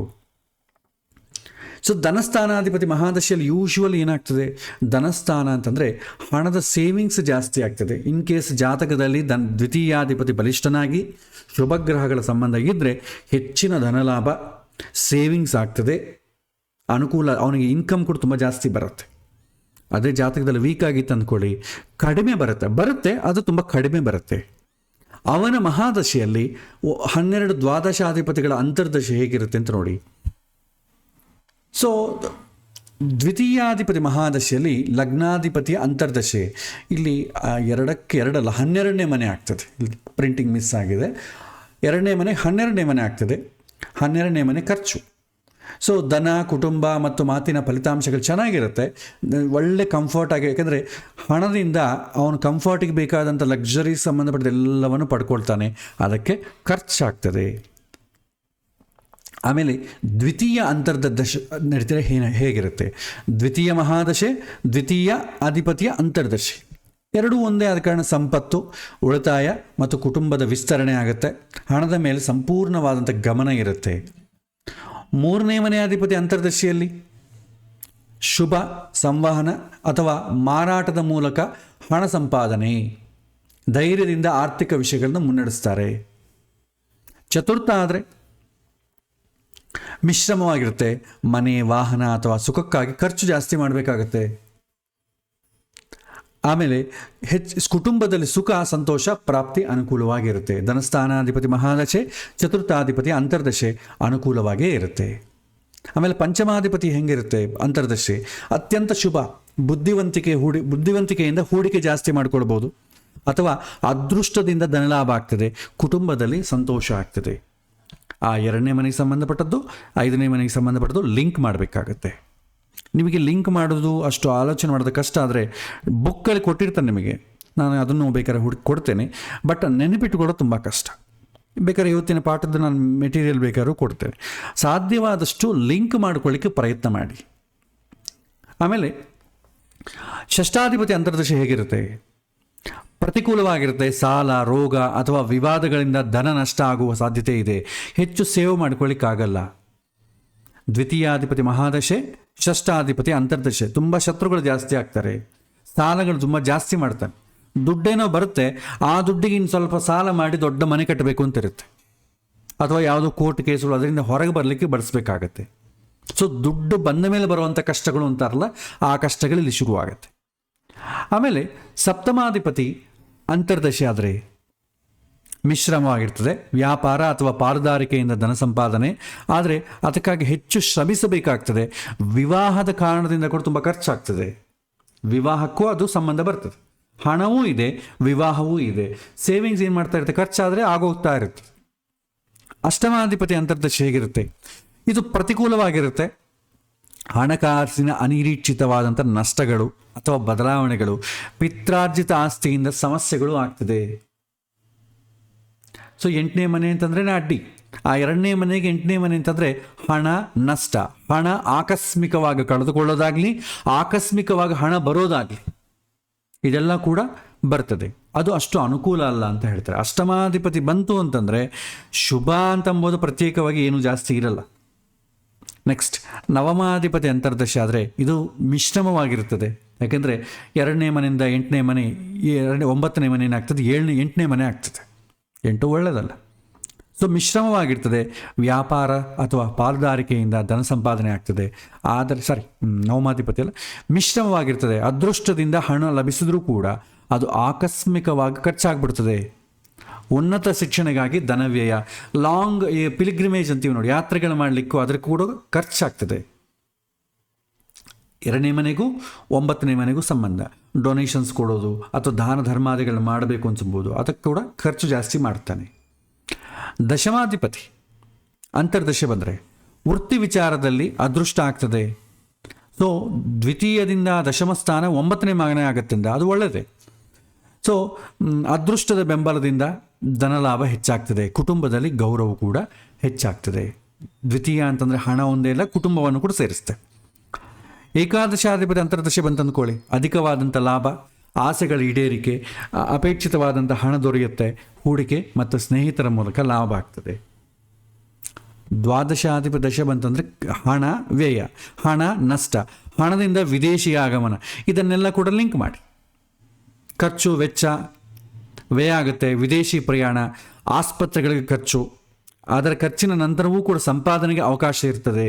ಯಾಕೆಂತಂದರೆ ಲಾಭ ಸ್ಥಾನ ಬಂದು 2ರಿಂದ 12ನೇ ಮನೆ ಲಾಭ ಆಗಿರೋದ್ರಿಂದ ಇನ್ಕಮೂ ಬರುತ್ತೆ, ಖರ್ಚು ಆಗ್ತದೆ. 12ನೇ ಮನೆ ವ್ಯಸನಗಳು ಕೂಡ ಇದೆ, ಆದ ಕಾರಣ ವ್ಯಸನಗಳು ಕೂಡ ಹೆಚ್ಚಾಗಲಿಕ್ಕೆ ಅವಕಾಶ ಉಂಟು. ಜಾತಕದಲ್ಲಿ ಒಂದು ವೇಳೆ ಏನಾದರೂ 12ನೇ ಮನೆಗೆ ಪಾಪಗ್ರಹಗಳೇನಾದರೂ ಇದ್ದರೆ ವ್ಯಸನಗಳು ಜಾಸ್ತಿ ಆಗ್ತದೆ. ಶುಭಗ್ರಹಗಳಿದ್ರೆ ವ್ಯಸನ, ಕೆಟ್ಟದ್ದು ವ್ಯಸನಗಳಿರಲ್ಲ, ಒಳ್ಳೆಯ ವ್ಯಸನಗಳಿರ್ತದೆ. ದಾನ ಎಲ್ಲಿ ನೋಡ್ರೂ ಅದಕ್ಕೆ ದಾನ ಮಾಡು, ಇದಕ್ಕೆ ದಾನ ಮಾಡು, ಅದು ಕೂಡ ವ್ಯಸನವೇ. ಆ ಥರವೂ ಆಗ್ತದೆ. ಸೊ ಇದು ನಾವು ನೋಡುವಂಥ ವಿಚಾರ. ಆಮೇಲೆ ನಾವಿಲ್ಲಿ ಏನು ಮಾಡಬಹುದು, ದುಸ್ಥಾನದ ವಿಚಾರದಲ್ಲಿ ಮಹಾದಶೆ ಶುಭ ಅಂತರ್ದಶೆ ಆದರೆ ಹೇಗಿರುತ್ತೆ? ನಮಗೀಗ ಇಷ್ಟವರೆಗೂ ನಾವು ನೋಡಿದ್ದು ವಿದ್ಯಾಸ್ಥಾನ ನೋಡಿದ್ವಿ, ದಶಮಸ್ಥಾನ ನೋಡಿದ್ವಿ, ಧನಸ್ಥಾನ ನೋಡಿದ್ವಿ. ಒಂದು ವೇಳೆ ದುಷ್ಟಸ್ಥಾನಾಧಿಪತಿ ದಶೆ ನಡೀತಾ ಇತ್ತು ಅಂದ್ಕೊಳ್ಳಿ ಮಹಾದಶೆಯಲ್ಲಿ, 6ನೇ ಮನೆ ಮಹಾದಶೆ, 8ನೇ ಮನೆ ಮಹಾದಶೆ ಮುಂದೆ ಬರುತ್ತೆ. ಅದನ್ನು ಕೂಡ ಆ ಪಾಠದಲ್ಲಿ ಹೇಳ್ತೇನೆ. ಅದರ ಮುಂಚಿತವಾಗಿ ಆಲೋಚನೆ ಹೇಗೆ ಮಾಡಬಹುದು ಅಂತಂಬೋದಕ್ಕೆ ಒಂದು ಕ್ಲೂ ಕೂಡ ಕೊಡ್ತೇನೆ. ಸಾಮಾನ್ಯವಾಗಿ ದುಸ್ಥಾನಾಧಿಪತಿಗಳ ಮಹಾದಶೆ ಜೀವನದಲ್ಲಿ ಒಂದು ಪ್ರಮುಖವಾದಂಥ ಸವಾಲಿನನ್ನು ನಮಗೆ ಕೊಡ್ತದೆ, ಸೃಷ್ಟಿ ಮಾಡ್ತದೆ. ರೋಗ, ಸಾಲ, ಅಡೆತಡೆಗಳು, ನಷ್ಟಗಳು ಇವುಗಳ ಫಲವನ್ನು ಕೊಡ್ತದೆ. ಒಂದು ವೇಳೆ ಅಂತಹ ದಶೆಯಲ್ಲಿ ಶುಭ ಸ್ಥಾನಾದಿಗಳ ಅಂತರ್ದಶೆ ಬಂದರೆ, ಕೇಂದ್ರ ಕೋಣ ಸ್ಥಾನಾಧಿಪತಿಗಳ ದಶೆ ಆಗಲಿ, ಗುರು ಮಹಾದಶೆ ಆಗಲಿ, ಶುಭಗ್ರಹಗಳ ಅಂತರ್ದಶೆ ಆಗಲಿ ಬಂದರೆ ಫಲಿತಾಂಶಗಳು ಹೇಗಿರುತ್ತೆ? ಉಪಶಮನ ಇರ್ತದೆ. ಆ ಅಂತರ್ದಶೆಯಲ್ಲಿ ನಿಮಗೆ ಡ್ರಾಸ್ಟಿಕ್ ಚೇಂಜಸ್ ಏನೂ ಇರಲ್ಲ. ಆದರೆ ಮಹಾದಶೆ ಏನು ಕೆಟ್ಟ ಫಲವನ್ನು ಸೂಚನೆ ಮಾಡ್ತದೋ ಅದರಿಂದ ರಿಲೀಫ್ ಕೊಡ್ತದೆ, ಉಪಶಮನ. ದುಃಖ ಮತ್ತು ತೊಂದರೆಗಳಿಂದ ತೀವ್ರತೆಯಿಂದ ತಾತ್ಕಾಲಿಕವಾದಂಥ ಉಪಶಮನ ಸಿಗುತ್ತೆ. ಪರಿಹಾರದ ಮಾರ್ಗವನ್ನು ಸೂಚನೆ ಮಾಡ್ತದೆ. ಸಮಸ್ಯೆಗಳನ್ನು ನಿವಾರಿಸೋದಕ್ಕೆ ಒಂದು ಮಾರ್ಗ ಅಥವಾ ಅವಕಾಶ ಸಿಗತ್ತೆ. ಕೆಲವಿನ ಸಮಯದಲ್ಲಿ ಅದೃಷ್ಟದ ಬೆಂಬಲ, ಕಷ್ಟದ ಸಮಯದಲ್ಲಿ ಶುಭಗ್ರಹಗಳ ಬೆಂಬಲ ಸಿಗತ್ತೆ. ಅದು ಎಷ್ಟು? ಅಂತರ್ದಶೆಯಲ್ಲಿ ಇದ್ದಷ್ಟವರೆಗೆ. ಪ್ರತ್ಯೇಕವಾಗಿ ಆ ಅಂತರ್ದಶೆಗೆ ಸಂಬಂಧಪಟ್ಟ ಬೇರೆ ಏನೂ ಫಲ ಕೊಡಲ್ಲ. ಈ ಮಹಾದಶೆಯಲ್ಲಿ ಬಂದಂಥ ಕೆಟ್ಟ ಫಲವನ್ನು ತಡಿಲಿಕ್ಕಾಗಲಿ, ರಿಲೀಫ್ಗೊಳಿಸ್ಲಿಕ್ಕಾಗಲಿ, ಅದರಿಂದ ಹೊರಗೆ ಬರಲಿಕ್ಕೆ ಬೇಕಾದಂಥ ಅವಕಾಶಗಳನ್ನು ಕೊಡ್ತದೆ. ಒಂದು ಉದಾಹರಣೆಗೆ ನೋಡೋಣ. 6ನೇ ಮನೆ ಮಹಾದಶಾಧಿಪತಿ ನಡೀತಾ ಇತ್ತು. 6ನೇ ಮನೆ ಅಂದರೆ ಏನು? ಶ್ರಮೆ, ಸಾಲ, ರೋಗ ಇದೆಲ್ಲ ಬರುತ್ತೆ. ಅದರ ಪರಿಣಾಮ ಏನಾಗ್ತದೆ? ಕಷ್ಟವಾದಂಥ ಸಮಯ. ಈ ಅವಧಿಯಲ್ಲಿ ಸಾಲ, ಆರೋಗ್ಯ ಸಮಸ್ಯೆಗಳು, ಶತ್ರುತ್ವ ಅಥವಾ ಸ್ಪರ್ಧೆಯೊಂದಿಗೆ ಹೆಚ್ಚು ಒತ್ತಡ ಮತ್ತು ಶ್ರಮವನ್ನು ಎದುರಿಸುವಂಥ ಸಮಯ, ಇದೆಲ್ಲ ಕೂಡ ಷಷ್ಠಾಧಿಪತಿ ಮಹಾದಶೆಯಲ್ಲಿ ನಡೀತದೆ. ಒಂದು ವೇಳೆ ಆ ಮಹಾದಶೆಯಲ್ಲಿ 5ನೇ ಮನೆ ಅಂತರ್ದಶೆ ನಡೀತಾ ಇತ್ತು ಅಂತ ಅಂದುಕೊಳ್ಳೋಣ. 5ನೇ ಮನೆ ಏನು? ಒಳ್ಳೆ ತಾನೆ. ಸೊ ಪರಿಹಾರ, ಸಾಧನೆ. 5ನೇ ಮನೆ ಬುದ್ಧಿಶಕ್ತಿ, ಸೃಜನಶೀಲತೆ, ಪೂರ್ವ ಪುಣ್ಯ ಮತ್ತು ಹೂಡಿಕೆಯನ್ನು ಸೂಚಿಸ್ತದೆ. ಈ 5ನೇ ಮನೆ ಅಂತರ್ದಶೆ ಬರೋದರಿಂದ ನಾವು ಆ ಕಷ್ಟವನ್ನು ಹೇಗೆ ಹೊರಗೆ ಬರಬೇಕು ಅಂತ ಉಪಾಯ ಸಿಗತ್ತೆ. ಬುದ್ಧಿವಂತಿಕೆಯನ್ನು ಉಪಯೋಗ ಮಾಡ್ತೇವೆ. ತಾತ್ಕಾಲಿಕವಾಗಿ ಅದರಿಂದ ಹೊರಗೆ ಬರ್ತೇವೆ. ಆ ಸಮಯ ಏನಾದರೂ ಅದನ್ನೇನಾದರೂ ರೆಮಿಡಿ ಮಾಡಿಕೊಳ್ಬೇಕು, ಹೊರಗೆ ಬರಬೇಕಾದ್ರೂ ಕೂಡ ಈ ಶುಭ ಅಂತರ್ದಶೆಗಳು ತುಂಬ ಹೆಲ್ಪ್ ಮಾಡ್ತದೆ. ಅದೆರಡನ್ನು ನಾವು ಸಮನ್ವಯ ಮಾಡಿದರೆ 6ನೇ ಮನೆ ಮಹಾದಶೆ, ಪಂಚಮಾಧಿಪತಿ ಅಂತರ್ದಶೆ, ಬುದ್ಧಿಬಲದಿಂದ ಸವಾಲುಗಳ ಮೇಲೆ ಜಯ. 6ನೇ ಮನೆಯಿಂದ ಉಂಟಾಗುವಂಥ ಸಮಸ್ಯೆಗಳನ್ನು 5ನೇ ಮನೆಯ ಬುದ್ಧಿವಂತಿಕೆ, ಸೃಜನಶೀಲತೆ, ಪರಿಹಾರಗಳು ಅಥವಾ ಹೂಡಿಕೆಗಳು, ಇನ್ವೆಸ್ಟ್ಮೆಂಟ್ ಮೂಲಕ ಜಯಿಸ್ತಾರೆ. ಆರೋಗ್ಯ ಸಮಸ್ಯೆಗಳಿದ್ದರೆ ಅದು ಕಡಿಮೆ ಆಗ್ತದೆ. ಸಂತಾನದ ಕಡೆಯಿಂದ ಮಾನಸಿಕ ಸಮಾಧಾನ ಸಿಗತ್ತೆ. ಎಷ್ಟೇ ಕಷ್ಟ ಬಂದರೂ ಕೂಡ ಮಕ್ಕಳಿಂದ ನಮಗೆ ಅನುಕೂಲ, ಆನಂದ ಸಿಗತ್ತೆ. ಹೀಗೆ ನಾವು ಸಮನ್ವಯ ಮಾಡಬೇಕಾಗತ್ತೆ. ಇದು ಆಯಾ ದುಷ್ಟಸ್ಥಾನಾಧಿಪತಿಗಳ ದಶೆ ಬಂದಾಗ ಮತ್ತೆ ಅದನ್ನು ನೋಡೋಣ. ಸಾರಾಂಶ ಇಷ್ಟೇ: ಈ ಅಂತರ್ದಶೆ ಸಂಪೂರ್ಣವಾಗಿ ಸುಖವನ್ನು ನೀಡದಿದ್ರೂ ಕೂಡ ಮಹಾದಶೆಯು ಸೃಷ್ಟಿಸಿದಂಥ ಕಷ್ಟಗಳಿಂದ ಹೊರಬರೋದಕ್ಕೆ ಒಂದು ತಾತ್ಕಾಲಿಕವಾದಂಥ ರಿಲೀಫ್ ಕೊಡ್ತದೆ, ಪರಿಹಾರದ ಸಮಯವನ್ನು ಒದಗಿಸುತ್ತೆ ಅಂತ ನಾವು ಇಲ್ಲಿ ಊಹಿಸಬಹುದು. ಆಮೇಲೆ ಮುಖ್ಯವಾಗಿ ಪಾಪಸ್ಥಾನಗಳ ದಶೆಯಲ್ಲಿ ಶುಭ ಸ್ಥಾನಗಳ ಸಮನ್ವಯ ಬಂದಾಗ ಹೇಗಿರುತ್ತೆ ಫಲಿತಾಂಶಗಳನ್ನು ಇನ್ನೊಂದು ಎಕ್ಸಾಂಪಲ್ ಆಗಿ ನಾವು ನೋಡಿದರೆ, ಸೊ ಅಷ್ಟಮಾಧಿಪತಿ ಯೂಶ್ವಲಿ ಯಾವಾಗೂ ಕೂಡ ಅನುಕೂಲ ಕೊಡಲ್ಲ. ಅಬ್ಸ್ಟ್ರಕ್ಷನ್ಸ್, ಅಡ್ಡಿ ಕೊಡ್ತಾನೆ, ನಷ್ಟ, ಸಡನ್ನಾಗೆಲ್ಲ ಆಗುವಂಥದ್ದು, ಇದೆಲ್ಲ ಅಷ್ಟಮ ಸೂಚನೆ ಮಾಡ್ತದೆ. ಒಂದು ವೇಳೆ ಅಷ್ಟಮಾಧಿಪತಿ ದಶೆಯಲ್ಲಿ 9ನೇ ಮನೆ ಅಂತರ್ದಶೆ ಆದರೆ, ಭಾವಾಧಿಪತಿ ಭಾಗ್ಯ, ಗುರು, ಭಾಗ್ಯಾಧಿಪತಿ ದಶೆ ಆಗಲಿ, ಗುರುವಿಗೆ ಸಂಬಂಧಪಟ್ಟ ದಶೆ ಆಗಲಿ ಬಂದರೆ, ಅಂತರ್ದಶೆ ಆಗಲಿ ಬಂದರೆ ಸಮನ್ವಯ ಹೇಗೆ ಮಾಡ್ತೇವೆ? ಅದೃಷ್ಟ ಮತ್ತು ಗುರುಗಳ ಸಹಾಯದಿಂದ ಆಕಸ್ಮಿಕವಾಗಿ ಎದುರಾದಂಥ ಅಡೆತಡೆಗಳನ್ನು ಸುಲಭವಾಗಿ ನಿವಾರಿಸಿಕೊಳ್ಳಬಹುದು. ಹೇಳಿದ್ನಲ್ಲ, ದುಷ್ಟಸ್ಥಾನಾಧಿಪತಿಗಳ ಮಹಾದಶೆಯಲ್ಲಿ ಶುಭ ಸ್ಥಾನದ ಅಧಿಪತಿಗಳ ಅಂತರ್ದಶೆ ಬಂದರೆ ರಿಲೀಫ್ ಸಿಗತ್ತೆ, ಸಮಸ್ಯೆಗಳು ತಾತ್ಕಾಲಿಕವಾಗಿ ನಿಲ್ಲತ್ತೆ, ಆ ಸಮಸ್ಯೆಗಳನ್ನು ಎದುರಿಸಲಿಕ್ಕೆ ಬೇಕಾದಂಥ ಉಪಾಯಗಳು ಸಿಗತ್ತೆ. ಅದೇ 8ನೇ ಭಾವಾಧಿಪತಿ ಮಹಾದಶೆಯಲ್ಲಿ ದಶಮಾಧಿಪತಿ ಅಂತರ್ದಶೆ ಹೇಗಿರುತ್ತೆ? ದಶಮಾಧಿಪತಿ ಏನು? ವೃತ್ತಿ, ಅಧಿಕಾರ. ಅವನಿಗೆ ಅಡೆತಡೆಗಳಿದ್ರೂ ಕೂಡ ವೃತ್ತಿ ಜೀವನದ ಅನಿರೀಕ್ಷಿತವಾಗಿ ಉತ್ತಮವಾದಂಥ ಬದಲಾವಣೆ ಅಥವಾ ಪ್ರಗತಿ ಸಿಗತ್ತೆ, ಪ್ರಮೋಷನ್ ಸಿಗ್ಬೋದು, ದೊರೆತು ಸಮಸ್ಯೆಗಳಿಂದ ಸ್ವಲ್ಪ ಪಾರಾಗಬಹುದು, ಸ್ವಲ್ಪ ರಿಲೀಫನ್ನು ಕೊಡ್ತದೆ. ಅದೇ ರೀತಿ 12ನೇ ಮನೆ ಭಾವಾಧಿಪತಿ ದಶೆ ಏನಾಗ್ತದೆ, ಖರ್ಚು ಜಾಸ್ತಿ, ನಷ್ಟ ಆಗೋದು, ಕೆಟ್ಟ ಅಭ್ಯಾಸಗಳು ಇದೆಲ್ಲ ಬರ್ತದೆ.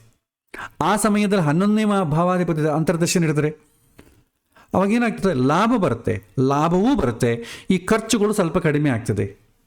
ಲಾಭ ಇಲ್ಲ, ಬರೀ ಖರ್ಚಾಗ್ತಾ ಇತ್ತು ಅಂದ್ಕೊಳ್ಳಿ, ಸ್ವಲ್ಪ ದಿನಕ್ಕೆ ದುಡ್ಡು ಖಾಲಿ ಆಗುತ್ತೆ, ಅವನು ಭಿಕ್ಷೆ ಬಿಡಬೇಕಾಗತ್ತೆ. ಅದೇ ಸಮಯದಲ್ಲಿ ಏಕಾದಶಾಧಿಪತಿ ಅಂತರ್ದಶ ನಡೀತಾ ಇದ್ದರೆ ಎಲ್ಲಿಂದನೋ ಅವನಿಗೆ ಲಾಭ ಬರುತ್ತೆ, ಸ್ವಲ್ಪ ಕಾಲ ಅದರಿಂದ ರಿಲೀಫನ್ನು ಪಡಿತಾನೆ. 4ನೇ ಮನೆ ಅಂತರ್ದಶ ನಡೆದರೆ ವಿದೇಶದಲ್ಲಿ ಅಥವಾ ದೂರದಲ್ಲಿ ಇದ್ದವರು ಮನೆಗೆ ಮರಳಿ ಬರುವುದು ಅಥವಾ ನಷ್ಟದ ನಂತರ ಮಾನಸಿಕವಾದಂಥ ಸುಖ ಶಾಂತಿಯನ್ನು ಪಡಿಬೋದು.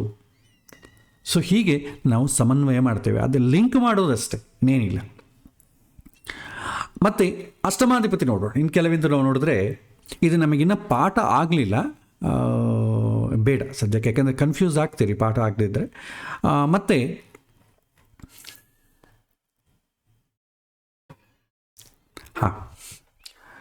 ಕೆಲವೊಂದು ಸಮಯದಲ್ಲಿ ಫಲಿತಾಂಶದ ವ್ಯತ್ಯಾಸ ಬರುತ್ತೆ, ಡಿಫ್ರೆನ್ಸ್ ಇನ್ ಪ್ರೆಡಿಕ್ಷನ್. ಇದನ್ನು ಹೇಗೆ ನೋಡಬೇಕು ಅಂತಂಬುದು ನೋಡೋಣ. ಆ ವ್ಯತ್ಯಾಸ ಬರಲಿಕ್ಕೆ ಕಾರಣ ಏನಂತಂದರೆ, ಮಹಾದಶಿ ಯಾವುದು ನಡೀತಾ ಇದೆ, ಅಂತರ್ದಶಿ ಯಾವುದು ನಡೀತಾ ಇದೆ, ಇವರಿಬ್ಬರ ಮಧ್ಯ ಮೈತ್ರಿ ಹೇಗಿದೆ ಅಂತಂಬುದು ನೋಡಬೇಕು. ನಾವು ಹಿಂದೆ ನೋಡಿದ್ವಲ್ಲ, ಇಬ್ಬರು ಕೂಡ ಮಿತ್ರರಾಗಿದ್ದರೆ ತುಂಬ ಅನುಕೂಲ, ಅದೇ ಅವರು ಶತ್ರುಗಳಾಗಿದ್ದರೆ ಕಷ್ಟ. ಅದಕ್ಕೆ ನಾವು ಪಂಚದ ಮೈತ್ರಿ ಅಂತ ಕ್ಯಾಲ್ಕುಲೇಟ್ ಮಾಡಿ ಮಹಾದಶೆಗೂ ಅಂತರ್ದಶೆಗೂ ಮಧ್ಯ ಮೈತ್ರಿ ಹೇಗಿದೆ ಅಂತ ನೋಡಬೇಕು.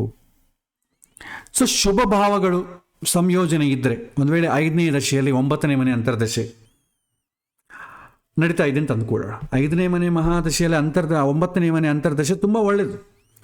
ಆದರೆ ಆ 5ನೇ ಮನೆ ಮಹಾದಶೆ 9ನೇ ಮನೆ ಅಂತರ್ದಶೆ ಇವರಿಬ್ಬರು ಫ್ರೆಂಡ್ಸ್ ಆಗಿದ್ರು ಅಂದ್ಕೊಳ್ಳಿ ಒಂದು ವೇಳೆ, ಅವಾಗೇನಾಗ್ತದೆ, ಅದರ ಫಲ ತುಂಬ ಪಾಸಿಟಿವ್ ಆಗಿರುತ್ತೆ.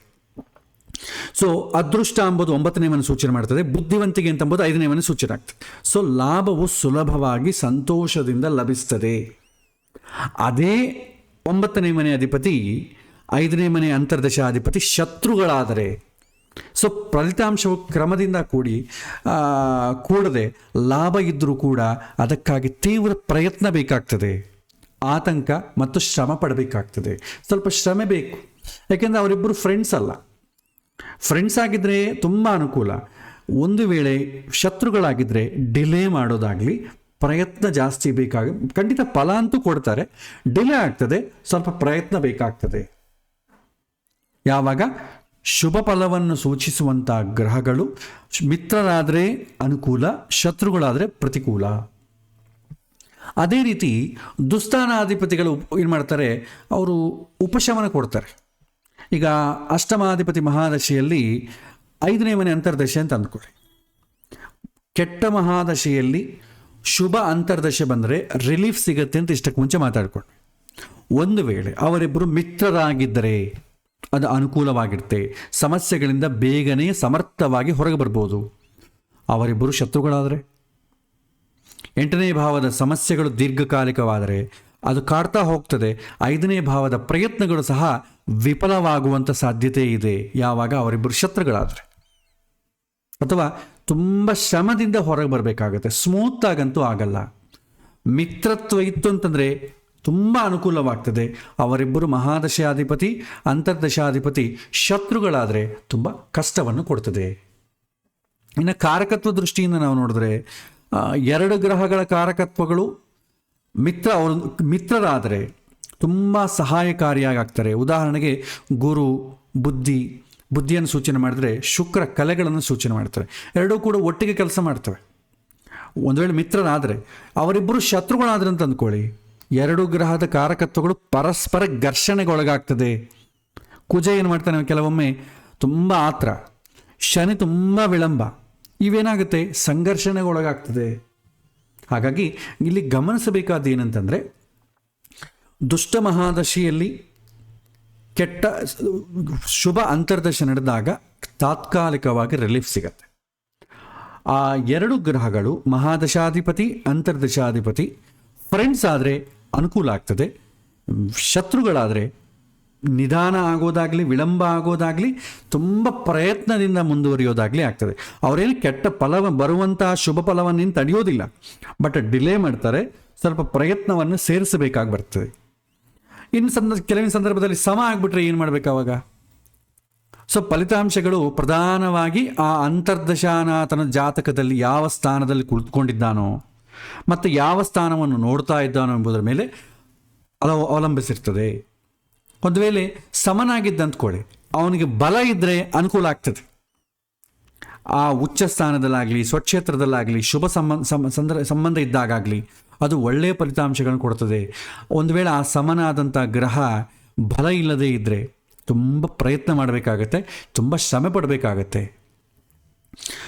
ನಾವು ಒಂಥರ ಸಮರೈಸ್ ಮಾಡಿದರೆ, ಸೊ ದಶಾ ಫಲಿತಾಂಶಗಳು ಹೇಳುವಾಗ ಭಾವಕಾರಕತ್ವ ಏನು ಸಂಭವಿಸ್ತದೆ ಅಂತ ಹೇಳಿದರೆ, ಪಂಚದ ಮೈತ್ರಿ ಅಂತಂಬುದು ಹೇಗೆ ಸಂಭವಿಸ್ತದೆ, ಸುಲಭವಾಗ, ಕಷ್ಟದಿಂದನ, ವಿಳಂಬವಾಗ. ಈ ಮೈತ್ರಿ ಹೇಳಿದ್ವಲ್ಲ, ಮಿತ್ರ ಆದರೆ ಸುಲಭವಾಗಿ ಆಗ್ತದೆ, ಅದೇ ಶತ್ರುಗಳಾದರೆ ಕಷ್ಟದಿಂದ ಅಥವಾ ವಿಳಂಬದಿಂದ ಆಗ್ತದೆ ಅಂತ ನಾವು ನೋಡಬೇಕು. ಇಷ್ಟೇ, ಉಳಿದಂಥ ಫಲಿತಾಂಶಗಳಲ್ಲೇನು ಬದಲಾವಣೆ ಇರಲ್ಲ. ಮೈತ್ರಿ ಇದ್ದರೆ ತುಂಬ ಸುಲಭವಾಗಿ ಆಗ್ತದೆ, ಮೈತ್ರಿ ಇಲ್ಲದೆ ಶತ್ರುತ್ವ ಇದ್ದರೆ ತುಂಬ ಪ್ರಯತ್ನ ಬೇಕಾಗ್ತದೆ, ತುಂಬ ಲೇಟ್ ಆಗ್ತದೆ. ಹೀಗೆ ನಾವು ಊಹಿಸಬೇಕು. ಇದು ಇವತ್ತಿನ ಪಾಠ. ಇವತ್ತಿಗೆ ಇದನ್ನು ಪ್ರಾಕ್ಟಿಕಲಿ ನೋಡಿದಾಗ ಸ್ವಲ್ಪ ಅನುಕೂಲ ಆಗ್ತದೆ, ಯಾಕಂದರೆ ಎಲ್ಲವೂ ಒಂದೇ ಸಲ ತಲೆಗಿಟ್ಟುಕೊಂಡಾಗ ತೊಂದರೆ ಆಗ್ತದೆ. ಎಲ್ಲ ತುಂಬ ಜಾಸ್ತಿ ಹೆವಿ ಆದಂಗೆ ಅನಿಸುತ್ತೆ. ಪ್ರಾಕ್ಟಿಕಲಿ ಹೋದಾಗ ಆ ಒಂದು ವಿಷಯವನ್ನೇ ನಾವು ಕಾನ್ಸಂಟ್ರೇಟ್ ಮಾಡೋದ್ರಿಂದ ಹೆಚ್ಚು ತೊಂದರೆ ಆಗಲ್ಲ. ಸೊ ಇಲ್ಲಿ ನಾವು ನೋಡಬೇಕಾದ್ದೇನೆಂದರೆ, ಯಾವ ಮಹಾದಶ ನಡೀತಾ ಇದೆ, ಅದು ಶುಭ ಸ್ಥಾನಾಧಿಪತಿಗಳ ಮಹಾದಶ ಆದರೆ ತುಂಬ ಒಳ್ಳೆಯದು, ಪಾಪಸ್ಥಾನಾಧಿಪತಿಗಳ ಮಹಾದಶ ಆದರೆ ಕೆಟ್ಟದ ಫಲವನ್ನು ಕೊಡ್ತದೆ. ಅಂತರ್ದಶೆಗಳಲ್ಲಿ ಶುಭ ಸ್ಥಾನಾಧಿಪತಿಗಳ ಮಹಾದಶೆ ಆದರೆ ಮಹಾದಶೆ ಏನು ಫಲ ಕೊಡುತ್ತೋ ಅದಕ್ಕೆ ಅನುಕೂಲವಾಗಿ ಕೊಡ್ತದೆ. ಪಾಪಸ್ಥಾನಾಧಿಪತಿಗಳ ಅಂತರ್ದಶೆ ಆದರೆ ಮಹಾದಶೆ ಏನು ಕೊಡುತ್ತೋ ಅದಕ್ಕೆ ಪ್ರತಿಕೂಲವಾಗಿ ಫಲವನ್ನು ಕೊಡ್ತದೆ. ಸೊ ಹೀಗೆ ನಾವು ದಶೆಯನ್ನು ನೋಡ್ಕೊಳ್ತಾ ಹೋಗಿ, ಇದಕ್ಕೆ ಬೇಕಾದರೆ ನಾವು ನೆಕ್ಸ್ಟ್ ಕ್ಲಾಸಲ್ಲಿ ಪ್ರಾಕ್ಟಿಕಲ್ ಎಕ್ಸಾಂಪಲ್ ನೋಡೋಣ. ಒಂದು ಜಾತಕವನ್ನು ಇಟ್ಟುಕೊಂಡು ಅವನು ಕೇಳುವಂಥ ಪ್ರಶ್ನೆಗೆ ಶುಭ ಫಲವೋ ಅಶುಭ ಫಲವೋ ಅಂತಂಬುದನ್ನು ನಾವು ನೋಡ್ತಾ ಹೋಗೋಣ. ಸೊ ಇದು ಇವತ್ತಿನ ಪಾಠ ಇಲ್ಲಿಗೆ ಮುಕ್ತಾಯ ಮಾಡ್ತಾ ಇದ್ದೀನಿ. ಶ್ರೀಕೃಷ್ಣಾರ್ಪಣಮಸ್ತು.